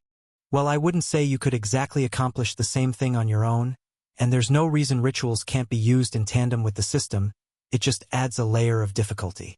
Sure, mages now can definitely use their skills easier and better than a typical group practicing ritual magic, where they may have had to shape spells with something like 3 to 20 people, but my race were experts of the craft.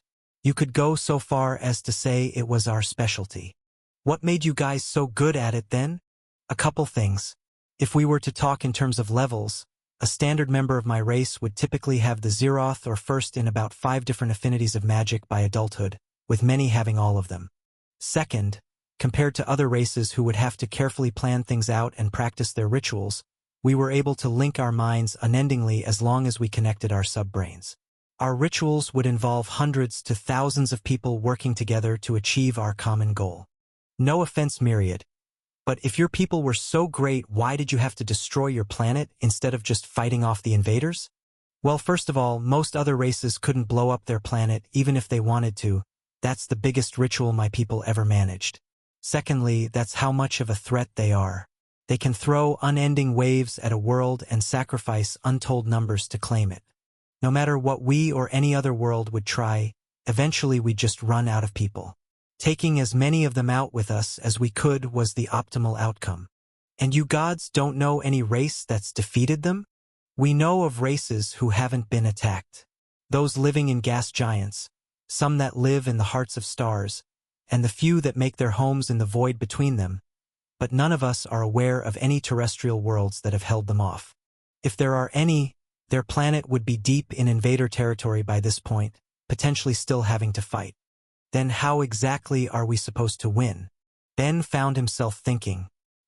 His god declined to answer despite Ben knowing full well he heard it, and he tried to put the matter to the side himself, instead focusing on the blueprints Myriad gave him to read and looking forward to arriving home. Chapter 94. Fawkes' Perspective.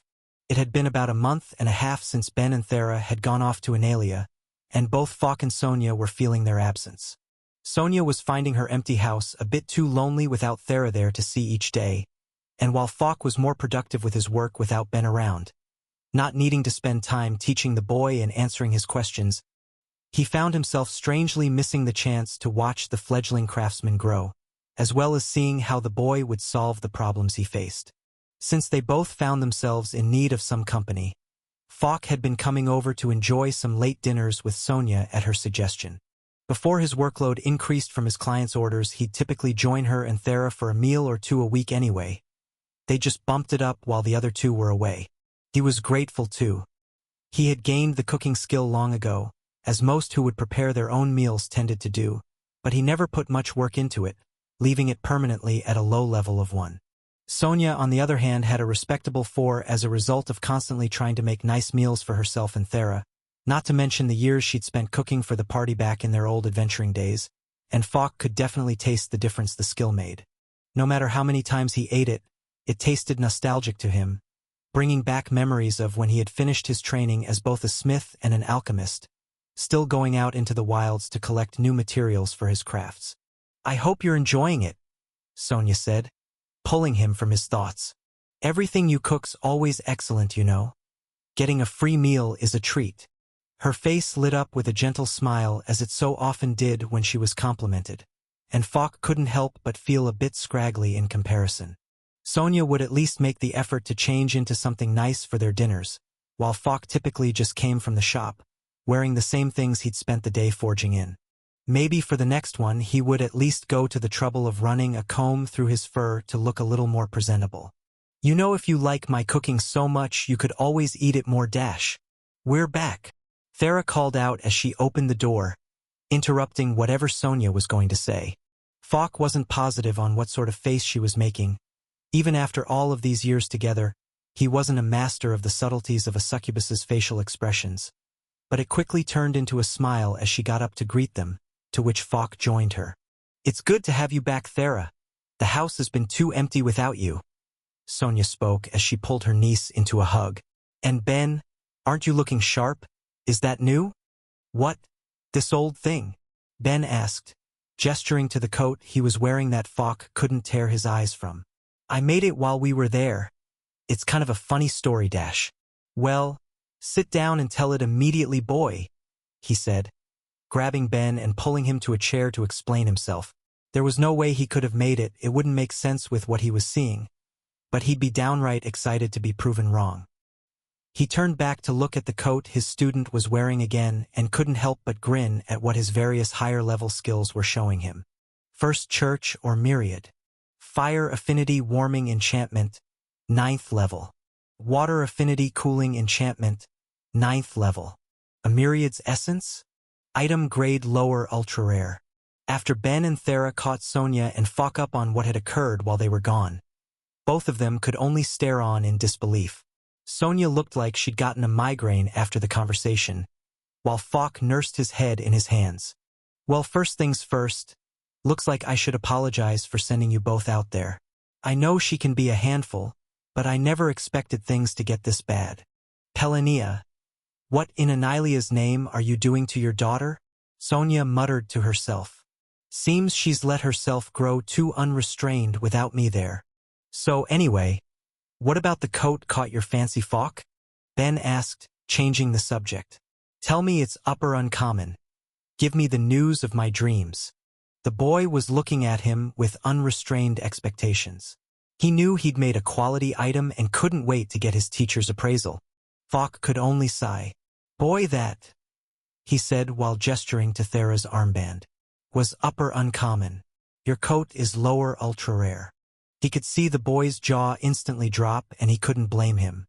Ultra rare? He asked hesitantly. Wasn't that the sort of thing I wouldn't be expected to manage unless I could make rare items consistently? Best I can bet is you must have forced it using your god's essence. The quality of materials is going to play a part on the outcome after all, and you managed to make use of what could well be described as one of the rarest and most fickle materials to work to your will. Probably also why you got a couple levels in crafting. Making an ultra-rare item at your level is so far above what's expected for you the system probably had no choice but to compensate. I wouldn't be surprised if you were close to leveling up again after that. Come on, Falk. You must be exaggerating a little there. Boy, if you managed to make that while at level 9 your skill would have immediately awoken, and if you had just started your crafting job you would have gotten enough experience to complete it instantly. His teacher told him dead serious. For someone with the crafting skill like you, it wouldn't be expected to even have the potential to make an item that good until you'd already awoken it, and likely not until you had completed 2 of your crafting path jobs and gained access to at least high craftsman. That's not even getting to what the boy figured out for his connect skill. Shame it sounds like he didn't get any rest. Now that he's back I'm working him to the bone. Falk thought to himself with a toothy grin before turning his attention back to Thera. So did you have any luck getting dark magic then?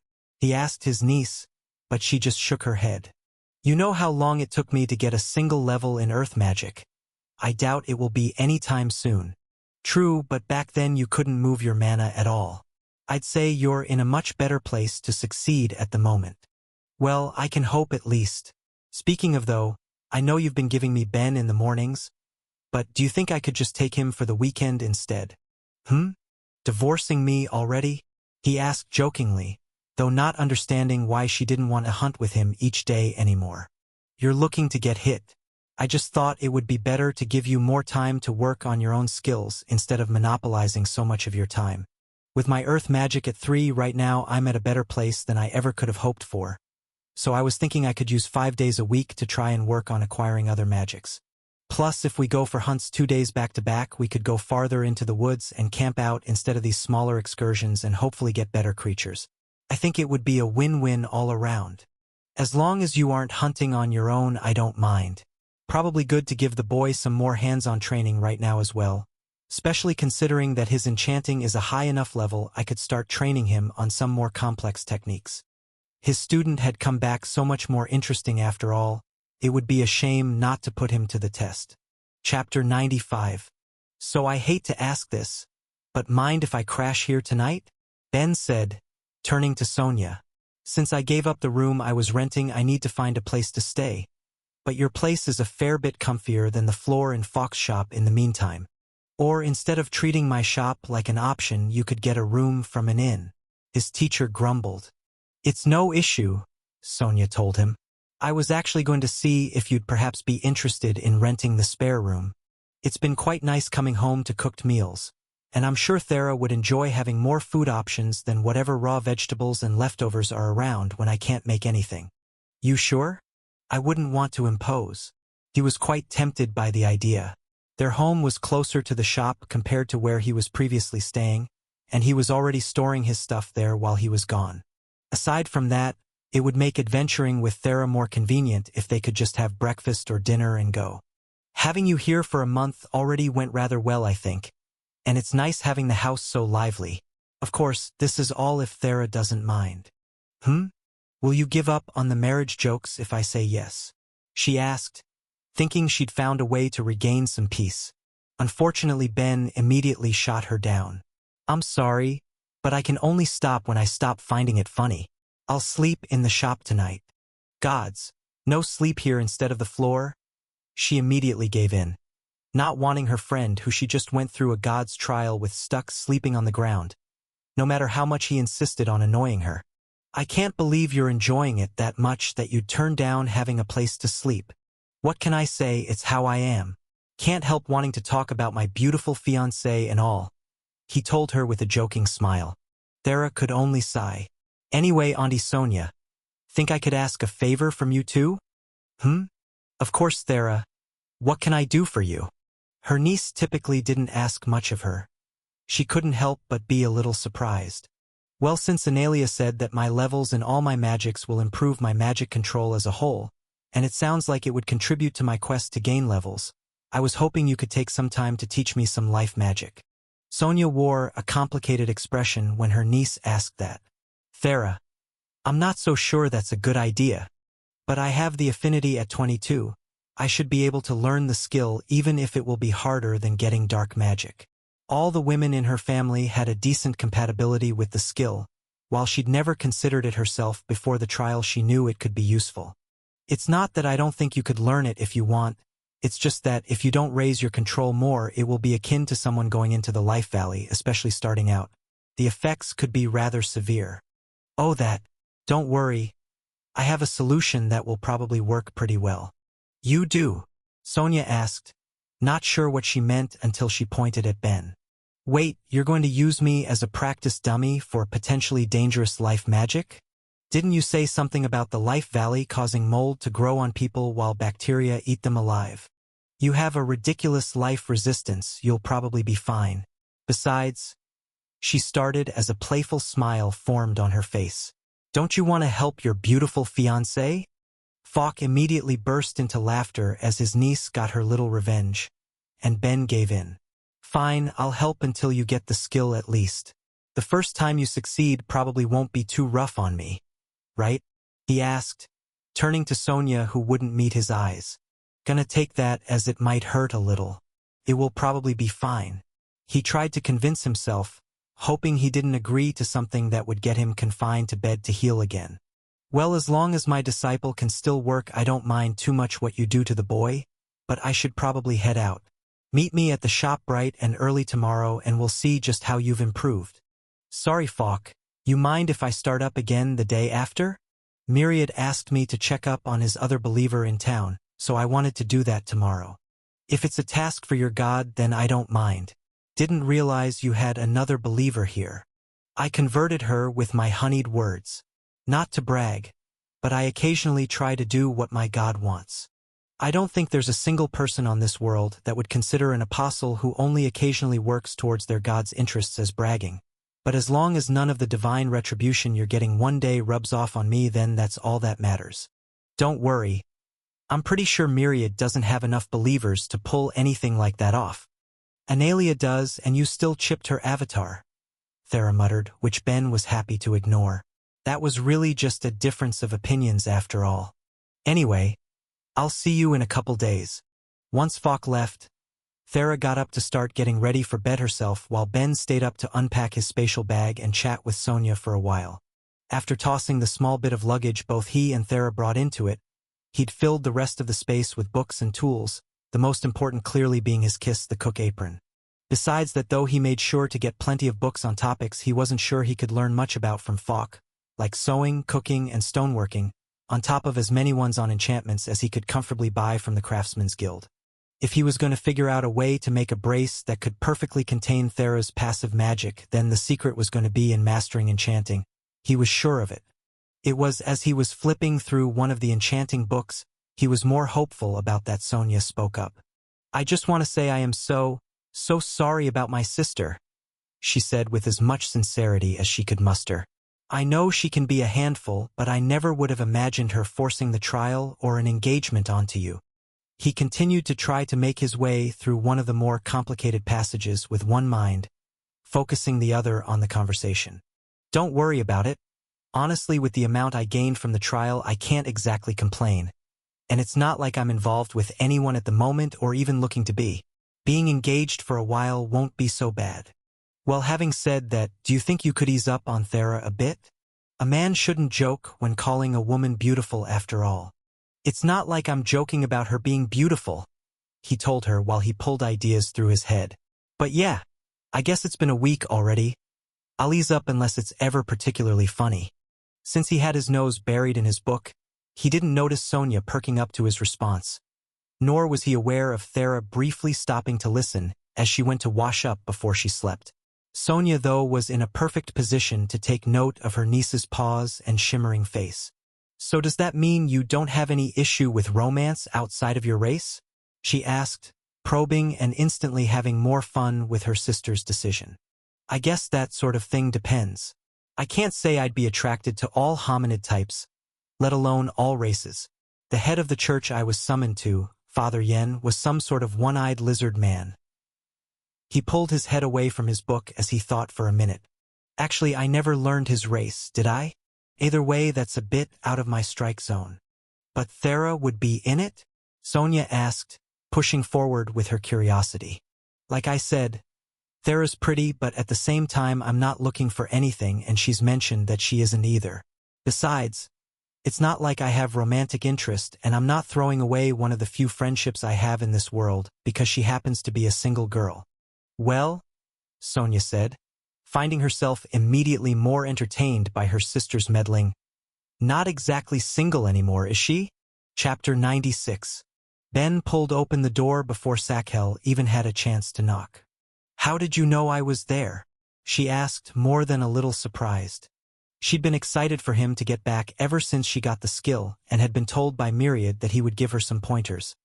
But given her friendship with Sko and his strained relationship with Thera, she had been feeling hesitant to knock on her door. Myriad told me, he said, having been woken by his god, while he was in the middle of reading through the blueprints in Myriad's divine realm. Come on. Let's either go to your place or walk to the forest. Not here. Thera doesn't like wearing her cloak at home, and I'm not going to force her to for company. Not to mention the fact that your party seems to have a history with her. Ben wasn't hiding the fact that Sakhel was his god's new believer from her, nor that he was going to help her a bit with the skill, but that didn't mean he was going to force them into close quarters together. As far as he was concerned, it was their party who needed to make a peace offering. Having said that, Ben didn't have any issue with Sakhel outside of that. The few times she'd spoken to her about Myriad while she was considering converting, she seemed pleasant enough, if not a little overeager at times. Okay then, let's head to the woods. Raylia's still sleeping and I'd rather not wake her. It was still rather early in the morning. While Ben would usually be up soon anyway, it was handy having his god there to help with that, and he knew Myriad wanted this to go well. If Sakhel could use the skill to get the tree tamer job, and from their gain plant magic, she could be a valuable source of advertising, even if it looked like he would be able to appeal to a more crafting-focused crowd now that his skill had grown. They walked to the edge of the woods, chatting along the way. Ben was interested in what had gone on in town for the last month and a half, to which the answer was a resounding not much, and Sakhel was curious about what he'd been up to since he'd left, which Ben tried to keep vague. Between developing a valuable patent, taking an alias trial, and kind of being engaged now, he wasn't sure he wanted to deal with the fallout of any of that being made public. When they got to the woods, though, they began the lesson. All right, Sakhel, since you're an adventurer, I'm going to tell you here, and now the most valuable use of the skill. One you'll be using every time you walk into the forest. His sudden seriousness caught her, and she looked at him with bated breath, excited to learn the applications to her new ability. If you keep the skill active, it will almost immediately kill any bugs that land on you to try and get a bite. Seriously? She asked, disappointed he already wasn't taking it as seriously as she'd hoped. Hey, don't knock it, that was probably the first way I used the skill. Of course, I didn't have anyone to practice with at the time, but doing that is what led me to discovering it can link to plants. Have you given it a try yet? I have. She nodded. I've tested it with Raylia a few times, though it tends to feel a little off, I guess. I've also tried on our houseplants, but I feel like I can't pick up much from them. Plants definitely take patience when you connect to them. The communication is slow, and even when the skill levels up, you'll never be able to detect anything like regular thoughts. It's more you'll be able to interpret their feelings better and be able to pick up on the subtleties of their emotions. At least that's how it is for me.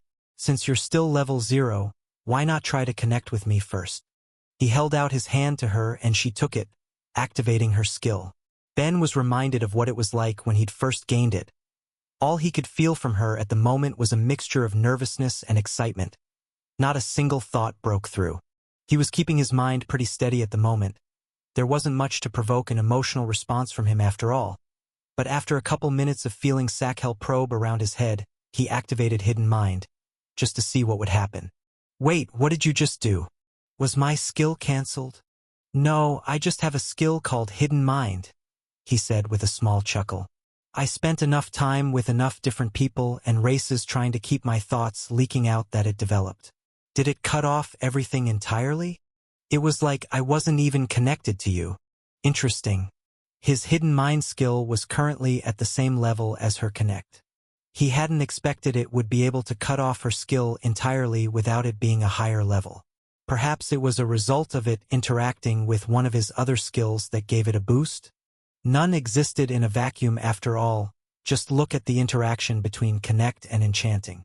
If that was the case, he'd put his bets on either focus or complex mind being the culprit, but he supposed there wasn't really a way to know without doing some rigorous testing for something that was no more than an idle curiosity to him. Okay, well, I have a good idea of what your skill is like at least. For reference, let me connect with you so you can see how it feels at higher levels. He connected to her himself now and heard the thoughts flowing through her head for a moment before she pulled away. Why is your mind like that? She asked, clearly flustered. Rude. That was worse than connecting with Raylia. At least her emotions only felt a little weird, but it felt like there were two people in your head. Just a side effect of one of my other skills. I wouldn't worry about it. He told her. How many other weird skills do you have? Still rude, but... He thought about his current skills and 3 more came to mind before answering. No others that should be noticeable while we're practicing at least. I guess from what Myriad said, both tolerance and sacrilege are a bit weird, probably bind too, but only complex mind seems likely to bother her. Still, I wonder what about her friend feels weird to her. I didn't get that sort of reaction when she connected to me herself. He couldn't help but feel a little curious and decided he wanted to check for himself if the option ever came up. But for now he still wanted her to get a feeling for what the skill was like at higher levels, so he attempted something a little different. He took her hand, preparing to connect again, but first activated Hidden Mind, trying to use it on just one stream of thought as opposed to trying to cover up everything, and it seemed like that did the trick. Better? He thought to her, and she gave an affirmative response. He spent a couple minutes trying to let her take in the sensation without looking too closely at her thoughts, since she still didn't have practice keeping her mind under control before leading in with another thing he'd wanted to test ever since he'd completed the trial. If you're comfortable with this, try connecting as well. She did as she was asked, and unfortunately they got the result Ben expected. The connection seemed to be strengthened a bit, but it was nowhere near the extent he had experienced during the trial. In no way was he experiencing the world through her senses, nor were they sharing their brain power, and he couldn't help to be a little disappointed. Even if he was still feeling a similar effect thanks to complex mind, if he had been able to stack a third mind on top, he thought he might be able to do some interesting things with it. Still, every result has value, and Ben didn't slouch on trying to understand how much more he could get from her once their skills were active at the same time. The only noticeable change was that her thoughts seemed a bit more clear, but he would want to try again once she leveled up more. There was always a chance that the result he was looking for could be achieved once they were closer to each other in level after all. He let it go on for a few more minutes but could tell Sakhel was beginning to grow impatient, and he broke the connection. Okay, let's start on what you're really after then, he told her, and her eyes lit up. Awesome. Which one should we do it on? She asked, looking around the forest and trying to decide what tree she wanted to get to know. Just pick one at random, it won't make a difference. Now there's no change from connecting to me. I'll connect to it too and I'll judge how well you're interpreting its feelings if that sounds good. I'm not really sure what else I can do to help. That would be perfect, thanks. She walked up to the closest one and connected to it, Ben reaching his hand out to do the same. Surprisingly, Ben could feel her mind through the connection with the tree and rapidly covered one of his own, so as not to disrupt her. It made sense, he guessed. The two of them were connected to the same thing, and if it was a two-way connection, then wasn't this just a longer path being formed? At least that's how he interpreted it. Still, it was interesting and had the positive effect of strengthening Satchel's skill as she tried to use it on the tree, making it easier for her to pick up on some of the subtleties she might have otherwise missed. Like that, they let the hours pass as they trained. Chapter 97. When Ben got home later in the day, he found Thera sitting in the living room looking like she was meditating, presumably working on gaining either dark or life magic, while Sonia cooked in the kitchen. As he came in, Thera opened an eye to look at him. How did training Sakhel go? I'm sure she'll get the hang of it in no time. I'll probably meet up with her again to work on it in the future. How about you? Any luck? She let herself sprawl out when he asked, clearly feeling tired after a day of training. No luck yet. I still can't remove charm from any of my dark mana. And when I got Sonia to try to run some of her life mana through me, I couldn't even feel it to know what to look for in myself. So that's a way to learn to feel life mana too? I thought it was just a means to feel mana in general. If you can already feel mana and have a compatibility with the affinity, you should be able to feel some of the minor differences within the mana itself. But it's a lot harder, especially if you have as much as me, and any that goes through me is basically negligible as a result. I may just need to try and figure it out without the reference. Well, good luck. If there's anything I can do, let me know. Will do. Also, it looks like you have a package, she told him, gesturing to the side table where a container about as big as a shoebox sat. There was only one thing he was expecting, and he felt a grin tear across his face. Is it what I think it is? Doesn't say, but it's probably from Mom. Open it up and let's find out. Thera herself couldn't help but be a bit curious. Ben had told them it was a custom to send what they thought their daughter was worth after all. After everything they dealt with, she couldn't help but hope they paid a fair bit to make up for all the stress they caused. Ben tore open the box and looked inside, finding a note and a bag within. Despite his excitement, he couldn't escape his upbringing and had to read the letter first. Even if Pelania and Abris weren't around, digging into the bag first would feel rude. Trying to contain himself, he picked it up and read what was written. Dear Ben, you really put me in a pickle with this custom of yours. How am I supposed to decide what my daughter is worth and ship it to you conveniently? After a lot of discussion between my husband and I, we ultimately settled on the contents of the spatial bag you've received, as well as letting you know that should you both need any money for building a life together, you just have to ask. I look forward to hearing where your creativity leads you. Love, Pelania. P.S. Abris wanted me to caution you against breaking our daughter's heart after receiving all of this. He did his best to push away the threat from his mind in favor of getting to the meat of it. His curiosity was piqued after all, and his attention immediately turned to the bag, opening it up and pulling out 9 further boxes, each about as big as the original package they received. They were all fairly heavy and cumbersome, and he was curious about just what they were filled with as he pulled them all out until he saw a certain word on the top of the last box he grabbed. The only one to be labeled.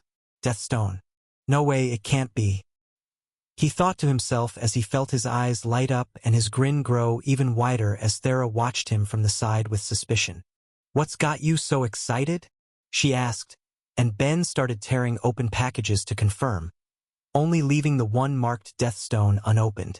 With each box, he looked into his anticipation only grew as his suspicion was confirmed. Your parents gave us samples of every magic material. Mithril, Orichalcum, Morbusal, Vergatios, Pondus, Cindian, Deathstone, White Mana Crystals, and Rainbow Mana Crystals. There were 9 magic materials that could be mined from the earth, each incredibly rare in its own right, and now he had access to all of them. He couldn't begin to imagine just how he would put them to use or if he would save them for special occasions, but with the quantity he had, he could afford to be a little wasteful if he wanted as he tried to figure out just what to do with them all. What? All of them? Thera asked in surprise, pulling him from his thoughts. Looks like it.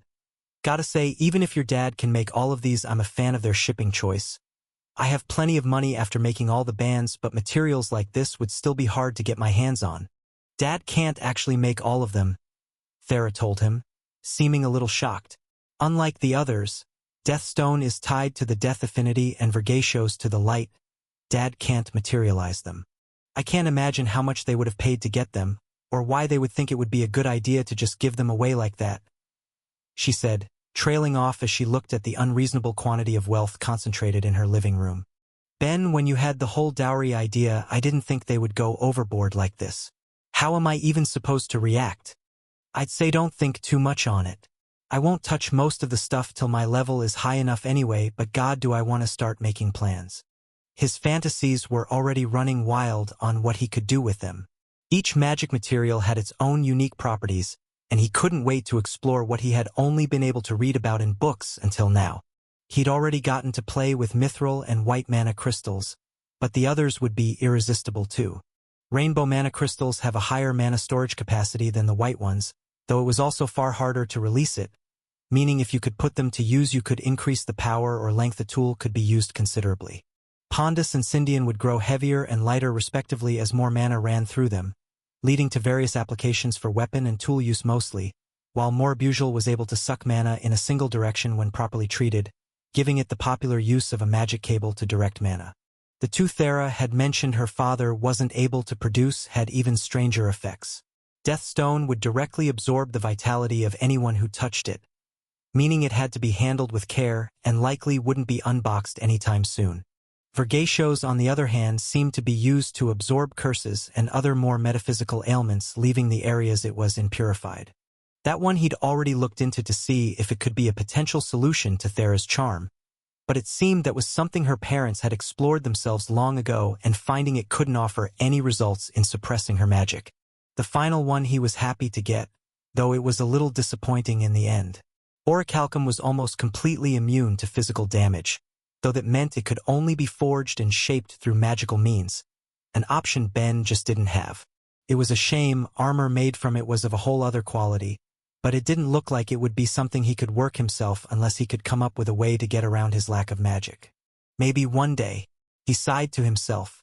It wasn't like he couldn't potentially have a magic tool made to work it, so he could handle it himself rather than passing it off to Falk.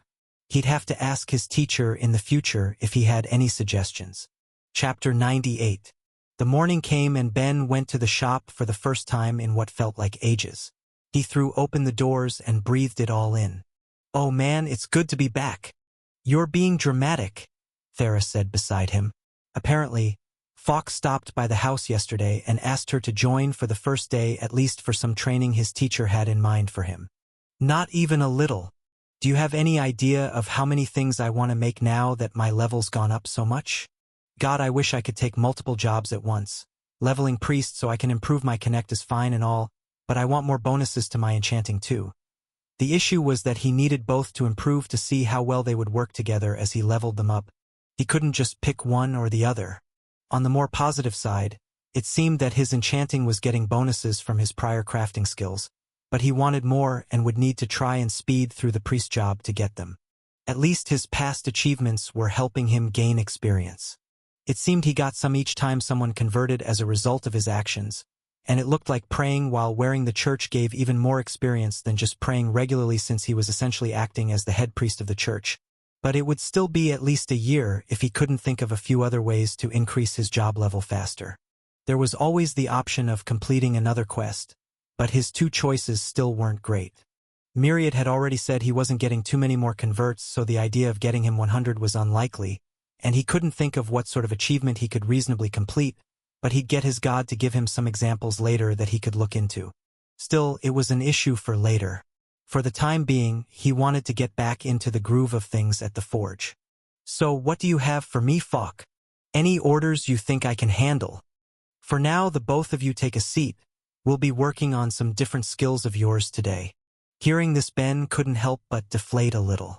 There went his enthusiasm to get back at the forge. Still, Falk was his teacher and he would trust his judgment, so he quickly grabbed a seat in the front of the shop with Thera. His teacher walked over to them and handed Ben 15 metal blocks, each about the size of his fist. "All right, boy, you need to start looking at how that connect skill of yours acts with your enchanting a bit more deeply. For now, try to enchant with all of Thera's skills and I'll look at the results after." Sure, but I only know 5 of them and I can't really tell what skill it is unless I feel them actively using it." "Ah, I thought maybe you'd opened up enough to show him your card," his teacher said, turning to Thera. "Guess it's no matter. I can always see if Sonia's willing to share with you later." "Is showing me yours not an option?" Ben asked him, but Falk only laughed. "I like to keep my skills close to the chest, and I can't see any future where you knowin' what I got doesn't make you even more of a pain in the ass. Guess we'll just have to do something else and I'll get you to practice at home if Sonia's up for it." "Wait, I don't really mind," Thera cut in, to Ben's surprise. "You sure? I kind of got the impression you didn't have any interest in sharing it. Maybe when I first met you, But as long as we're adventuring together, it couldn't hurt. Besides, with how you tell me every little change to your status, I can't exactly keep mine secret considering you already know all of the interesting bits of it. Without any fuss, she pulled out her card and handed it to Ben, letting him go over it. There were a few things he was curious about: her title as Spirit Child and whatever effects it might have on her as a whole, the fact that her Earth affinity went above 100, something he didn't realize was possible, as well as one last thing. "You have a knowledge skill?" Ben asked, surprised. He couldn't help it, they were a class of skill that was supposed to be rather hard to get, dependent on the skill holder having enough understanding of a topic, while it all somehow clicked into place in not just their head but also their soul. The chances of getting them through practice were supposed to be rather slim, instead usually being unlocked with a job change, but Ben didn't see anything that could be related to it on her card. Some people could spend their whole lives dedicated to learning, but still not have the luck to gain it, but if they did, the results could be invaluable. To be able to effortlessly use and remember the knowledge attached to the skill, as well as how easy it could be to level up once it was acquired, made it quite valuable to have indeed. Thera, for her part, seemed indifferent to it though. "I used to occasionally read some of the medical books Sonia keeps around the house when I was bored and happened to acquire it. It doesn't exactly do anything for me, given that if I ever touch someone, the results could end up worse than if I did nothing." When she was done, she could see Ben giving her a funny look through her hood, and he raised 2 fingers. "Well, first," he told her, "bring one down. Since you can touch me and we hunt together, I would be pretty into the idea of one of us knowing how to patch us up in an emergency, especially if we're going to go further out to do some overnight hunts. Second," he said, bringing the other finger down while still looking at her funny, "it's medical knowledge." "And?" she asked, not seeing where he was going with this. "You're trying to learn life magic." Thera immediately understood what he was trying to say and was grateful to have her face hidden. She was trying to learn a branch of magic almost completely dedicated to healing, at least at its lower levels. Of course, having a knowledge skill related to it would be helpful. She had always considered it such a waste to have managed to unlock it that she never even gave it any thought. It was more like a cruel joke to have, considering she was just as likely to hurt someone if she put it to use, that she hadn't even considered how handy it would be towards her current goal. "Okay, let's ignore the fact that I'm an idiot and focus on your own training," she said, all the while thinking that on top of any training and advice she got from her aunt, she would now also have to get her hands on any books on life magic and first aid she could manage, as well as reread some of the ones that were at the house. "Right?" Falk told them. "For now, I want to test a couple things. Can you enchant with a skill that the original skill holder isn't actively using? Can you enchant with all types of skills? Can you control what level of the skill you use? And what is the maximum level you can enchant with? No time like the present, so get to it."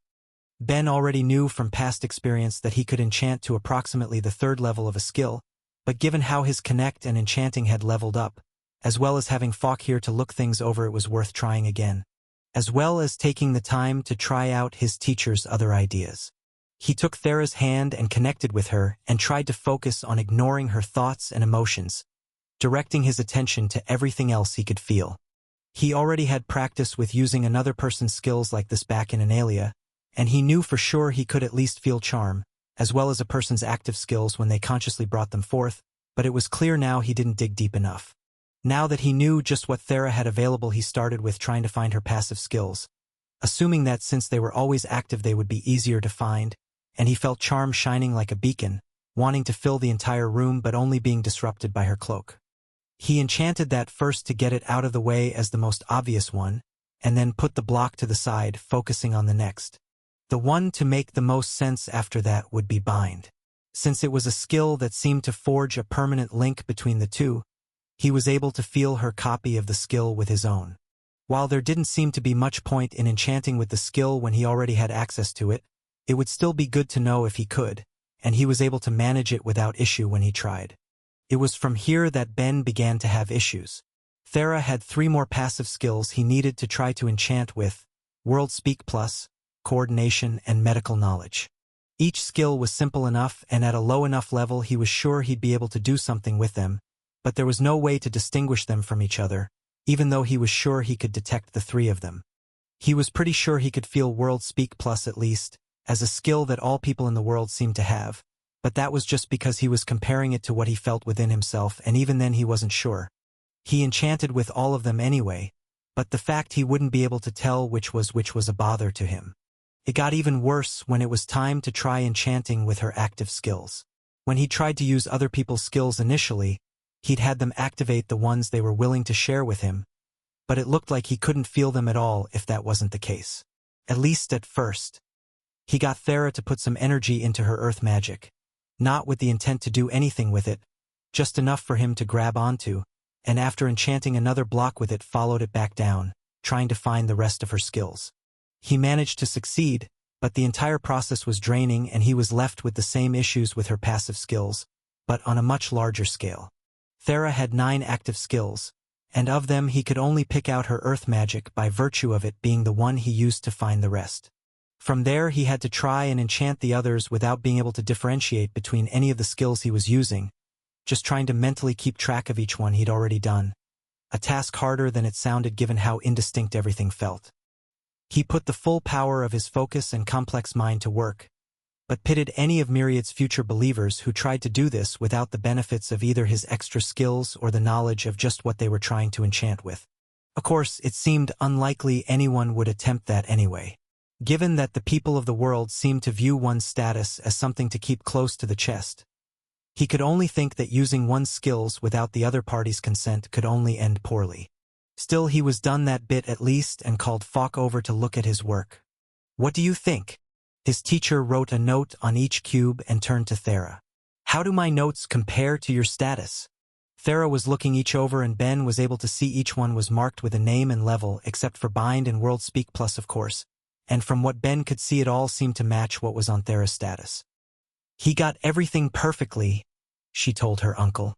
"Interesting, but from the looks of it your highest skill matches up to the levels of the 2 he's using. We'd need to see how he can handle a skill at a higher level to see its effects." His teacher thought for a moment before holding out his hand and giving Ben another cube. "Here. I got level 6 death magic. Give it a go and let's see what you can do." It was always interesting for Ben to learn a bit more about the skills his teacher possessed, but for now he filed away what he just learned and focused on the task at hand.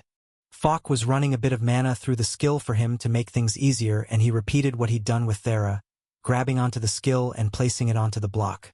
Once he was done, his teacher took it and looked it over. "Looks like you only got to the 4th level with this too, meaning it's probably your cap for the time being. Of course, if you level up one skill or the other again, you should try to figure out how that changes things, but this will do for now. It's a shame you won't be able to test this on more skills to see if there's any variance. A total of 15 mostly common ones isn't too much to know if there aren't any other rules for it, but it's good enough for now. Anyway, let's move you on to the next step."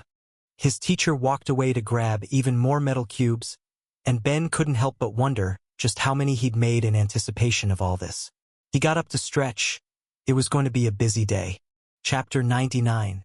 The next step involved looking at each of the enchantments he'd already placed and copying them all onto new cubes to the best of his abilities.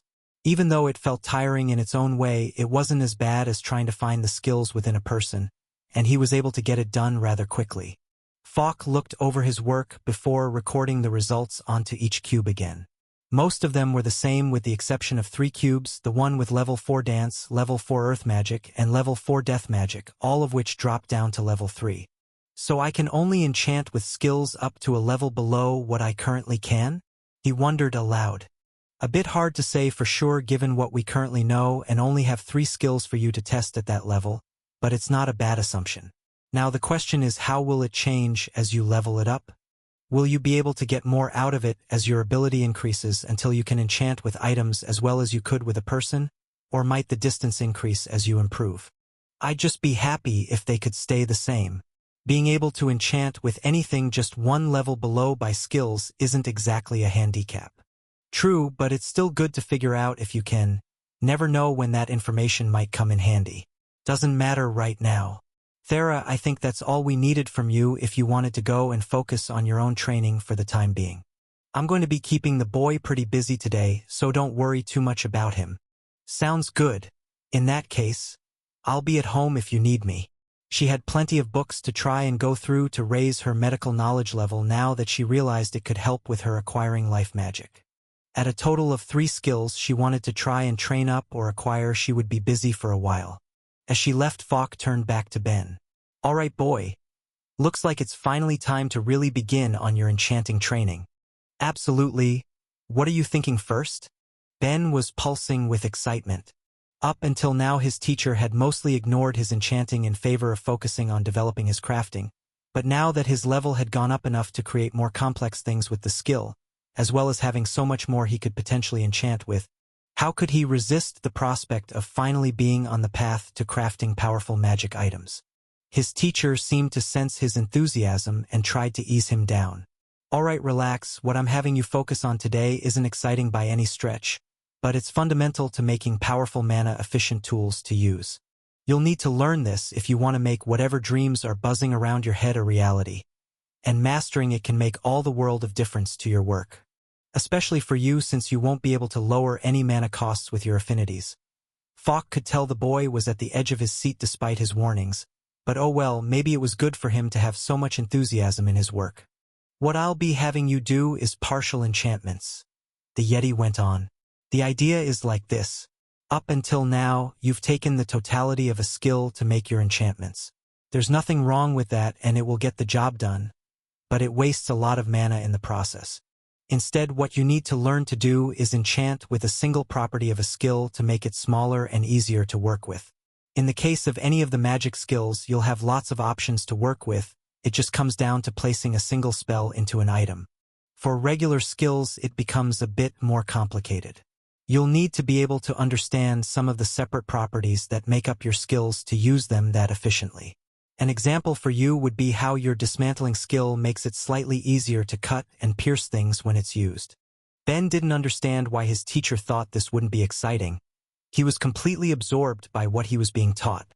Maybe it was the couple of life and death situations he'd been in recently, but the prospect of being able to lower an item's mana cost seemed incredibly appealing at the moment, and he knew he was going to have to master this ability. "Sold. This sounds great. How do you want me to start?" Falk gave it some thought before deciding how he wanted his student to approach it. "It's a little unorthodox, seeing as how I'll be having you train your connect as well, but I'll grab you some swords. Use the death magic enchantment and try to apply the drain spell to the edges of the blades. When people start to learn this technique, they typically start with magic because the idea of not using the entire thing is a bit more intuitive than just using a piece of a skill. Maybe for others, but I don't think I'll be able to use a spell I've never heard of before like that. Boy, even if you don't have any yourself, you know a magic is all about the mental image you have formed of it. If you didn't, you wouldn't have been able to almost fire an earth bullet in an Aelia. Drain is a spell that saps a target's life force, their vitality if you like. When you connect to the skill, focus on finding that aspect of it and attach it to the edge of the blade. I'll be by every now and then to check how it's going, or if you have any questions, just ask." With that, Falk left to do his own work, leaving Ben to focus on his task. The question was how he was going to go about it. He'd never attempted something like this before, so first he wanted to try putting together the spell, but it came with the issue that there was only one thing present to test it on: himself. With a sigh and the knowledge he wouldn't be able to get out of it if he was going to succeed, he grabbed onto the cube and activated the enchantment, feeling his mana pouring out of him as a result of not having any compatibility with the affinity, and tried shaping the spell in his head. The point was to lower a person's vitality, so he took out his card to check any changes, closed his eyes, and concentrated. He felt some sort of spell begin to form at least, and tried to inflict it on himself immediately, only to wind up breathless. He looked down at his card and saw his mana was almost completely out, but there was no change to his vitality. He sighed and thought about how to approach it while he let his mana regenerate. Part of the issue was the item the enchantment was attached to, for sure. While he didn't seem to have any issues enchanting with a skill placed on a random hunk of metal, that didn't mean it was a useful item to have it on if a person wanted to use the skill at all. It was like trying to make use of swordsmanship if it was placed on the same item. Even if it was placed on something that technically had an edge, that didn't mean it would make sense to use it as a sword. Well, I might be a little better off than that, he thought. He could at least use the skill. It would just make more sense to have it on an item that could handle more mana being passed through it, maybe like a staff.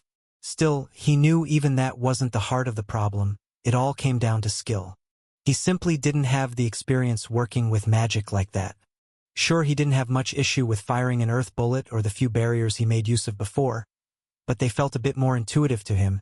He could at least visualize what he wanted to achieve when he tried putting those spells together.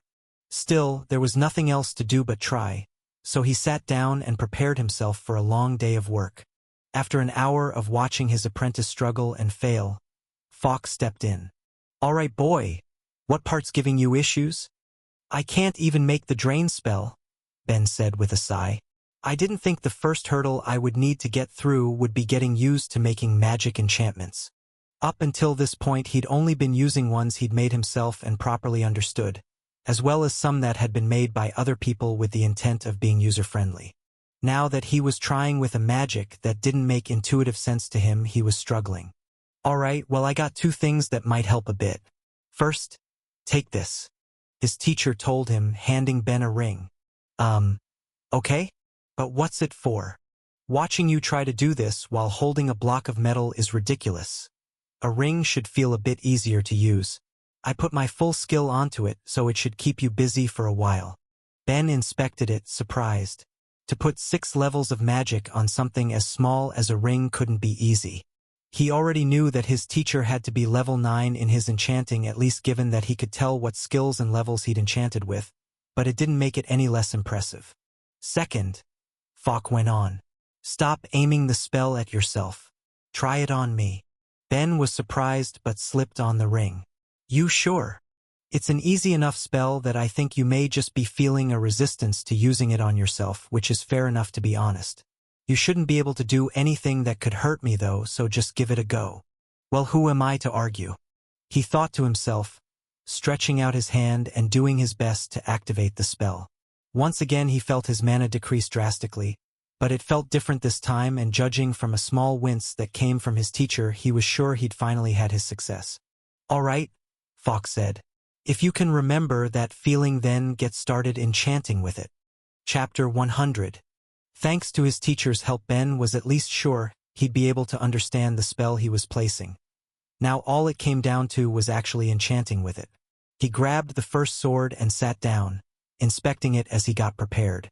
It was one of Fox's works rather than his own, and like everything his teacher made, it was perfect as far as Ben could tell. The sword was of a simple design, not meant to be beautiful in any way, instead made to focus on its main task, killing. Ben couldn't help but think that whatever clumsy enchantment he would end up making could only make the sword worse, at least considering the fact that if he chose to, Fox could just apply it himself, and significantly more skillfully than he could. But he pushed the thought away as he focused on the edge of the blade he would be constructing the enchantment upon. Thanks to the ring Fox made him, he was able to use both hands to construct the enchantment, as well as taking advantage of his second mind to speed up its construction. Enchanting with a magic ate up his mana at a far faster rate than it would otherwise, but it was still nowhere near as bad as trying to properly activate a spell was for him. When he thought he was done, he moved on to the next one, then the next one, and by the time he was finished he had 10 enchanted swords sitting beside him and noticed his teacher there, inspecting his work.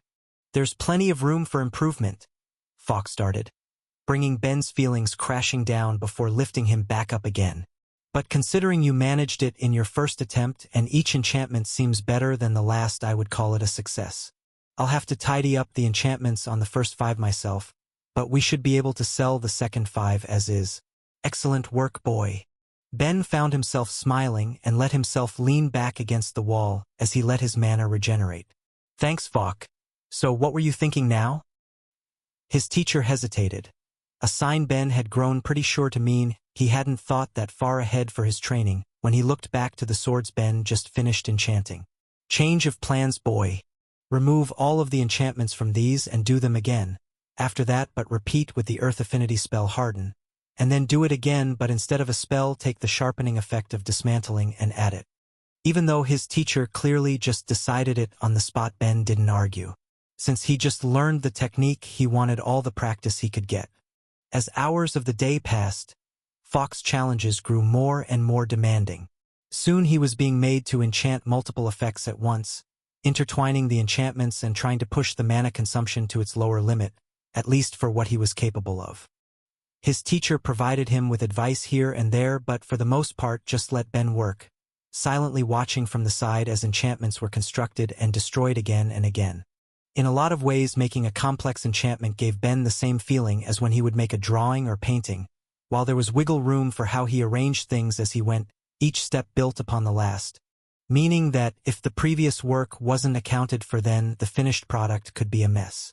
While corrections could always be made after the fact, he would much rather get things right the first time, and with that mindset put all of his focus into his work. Just as he was about to remove all of the enchantments he'd made and start again, he felt Fawk shake his shoulder to get his attention. "All right, boy. I think that's enough for the day." You sure? I think I could do a fair bit more. It's late and you just got back to town. No reason to work until the early hours of the morning. Besides, I can already say with confidence your work is good. Shockingly so, really far above what I would expect of your current skills level, regardless of being blessed. The boy's work had always been good as far as Fawk was concerned, but seeing his current work was like seeing a massive jump in overall quality, at least for his enchantments. Ben, though, while happy with the compliment, seemed unsatisfied with his work overall. It's probably a bit better now that on top of focus I can use a second mind to examine and correct my work as I go. But I can still see so many areas I can improve on. The mana cost reduction still isn't low enough to make up for the fact that I don't have high affinities to bind to the spells, and no matter what I try I can't seem to bind the enchantments together more tightly than they currently are. Well, for now don't worry too much about the mana cost reduction, you'll get there with time. I'm not going to say you'll ever be able to get it down to what an enchanter with a high affinity for a magic could do, but with some practice you'll be able to smash anything made with an average affinity out of the water. As for your enchantments, what makes you think they aren't bound well enough?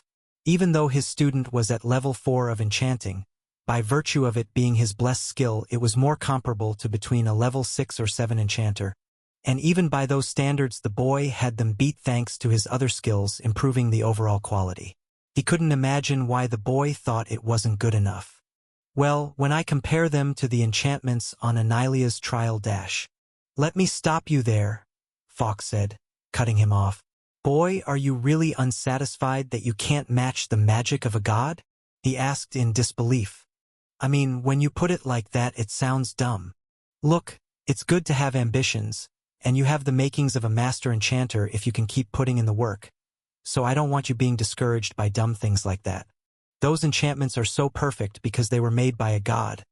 I'm not going to say mortals can't make anything approaching it, but that should be something you aspire to, not something that brings you down, understand? I know you're right, Fawk. I just can't help but be impatient. Seeing the flaws in my work and not having the skills to improve them is aggravating." "Ha! Boy, that's the curse of having a good eye for things. As your work improves, so does your ability to see where you went wrong.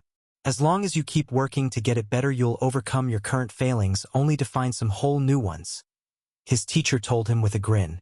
"Now I got 2 things for you before you go. First, since you've found yourself in a fair amount of wealth at the moment, transfer some over and I'll buy you some supplies." "Sure. What fun things did you have in mind?" "A surprise. It will take a few weeks, but it will be worth the wait, promise." His curiosity was taken, but he managed to resist pestering Fawk too much, instead transferring over a level of wealth that would have made his eyes bulge only a month or 2 before. "As for the second, here," his teacher told him, handing him over a handful of plain metal rings. Ben looked at it carefully. Unlike the Death Affinity ring he was given when he started, and the Earth Affinity one his teacher made for him when he began trying to apply Harden to the swords, these ones didn't seem to have any enchantments on them at all. "Thanks, but what are they for?" "Same thing you're using the other 2 for. These are just blanks you could put other skills onto if you find anyone with any. I'd recommend snagging Sonia's level 6 charm when you get back, but otherwise if you know anyone with any interesting ones, put it on one of those 2. Seems like you'll find it a lot easier to enchant with multiple skills like that if you aren't constantly having to change out which blocks you grab." He looked at them carefully, each a thin ring of metal that comfortably fit on his fingers. Fawk must have eyeballed the size, but he got them perfect. "Thanks, Fawk. But do you really think I'll be able to enchant on something this small without breaking it? I'm not sure my skill level's there yet." If you could make a monstrous enchantment like the one you made for Thera's brace without breaking at a lower level, then you'll manage this just fine. Even if you take a while longer than you would otherwise. Just take your time on it if you aren't sure. No need to rush. He thought for a moment while looking at his hands, wondering just how many he would be able to wear at once after he found a few more people willing to share their skills with him.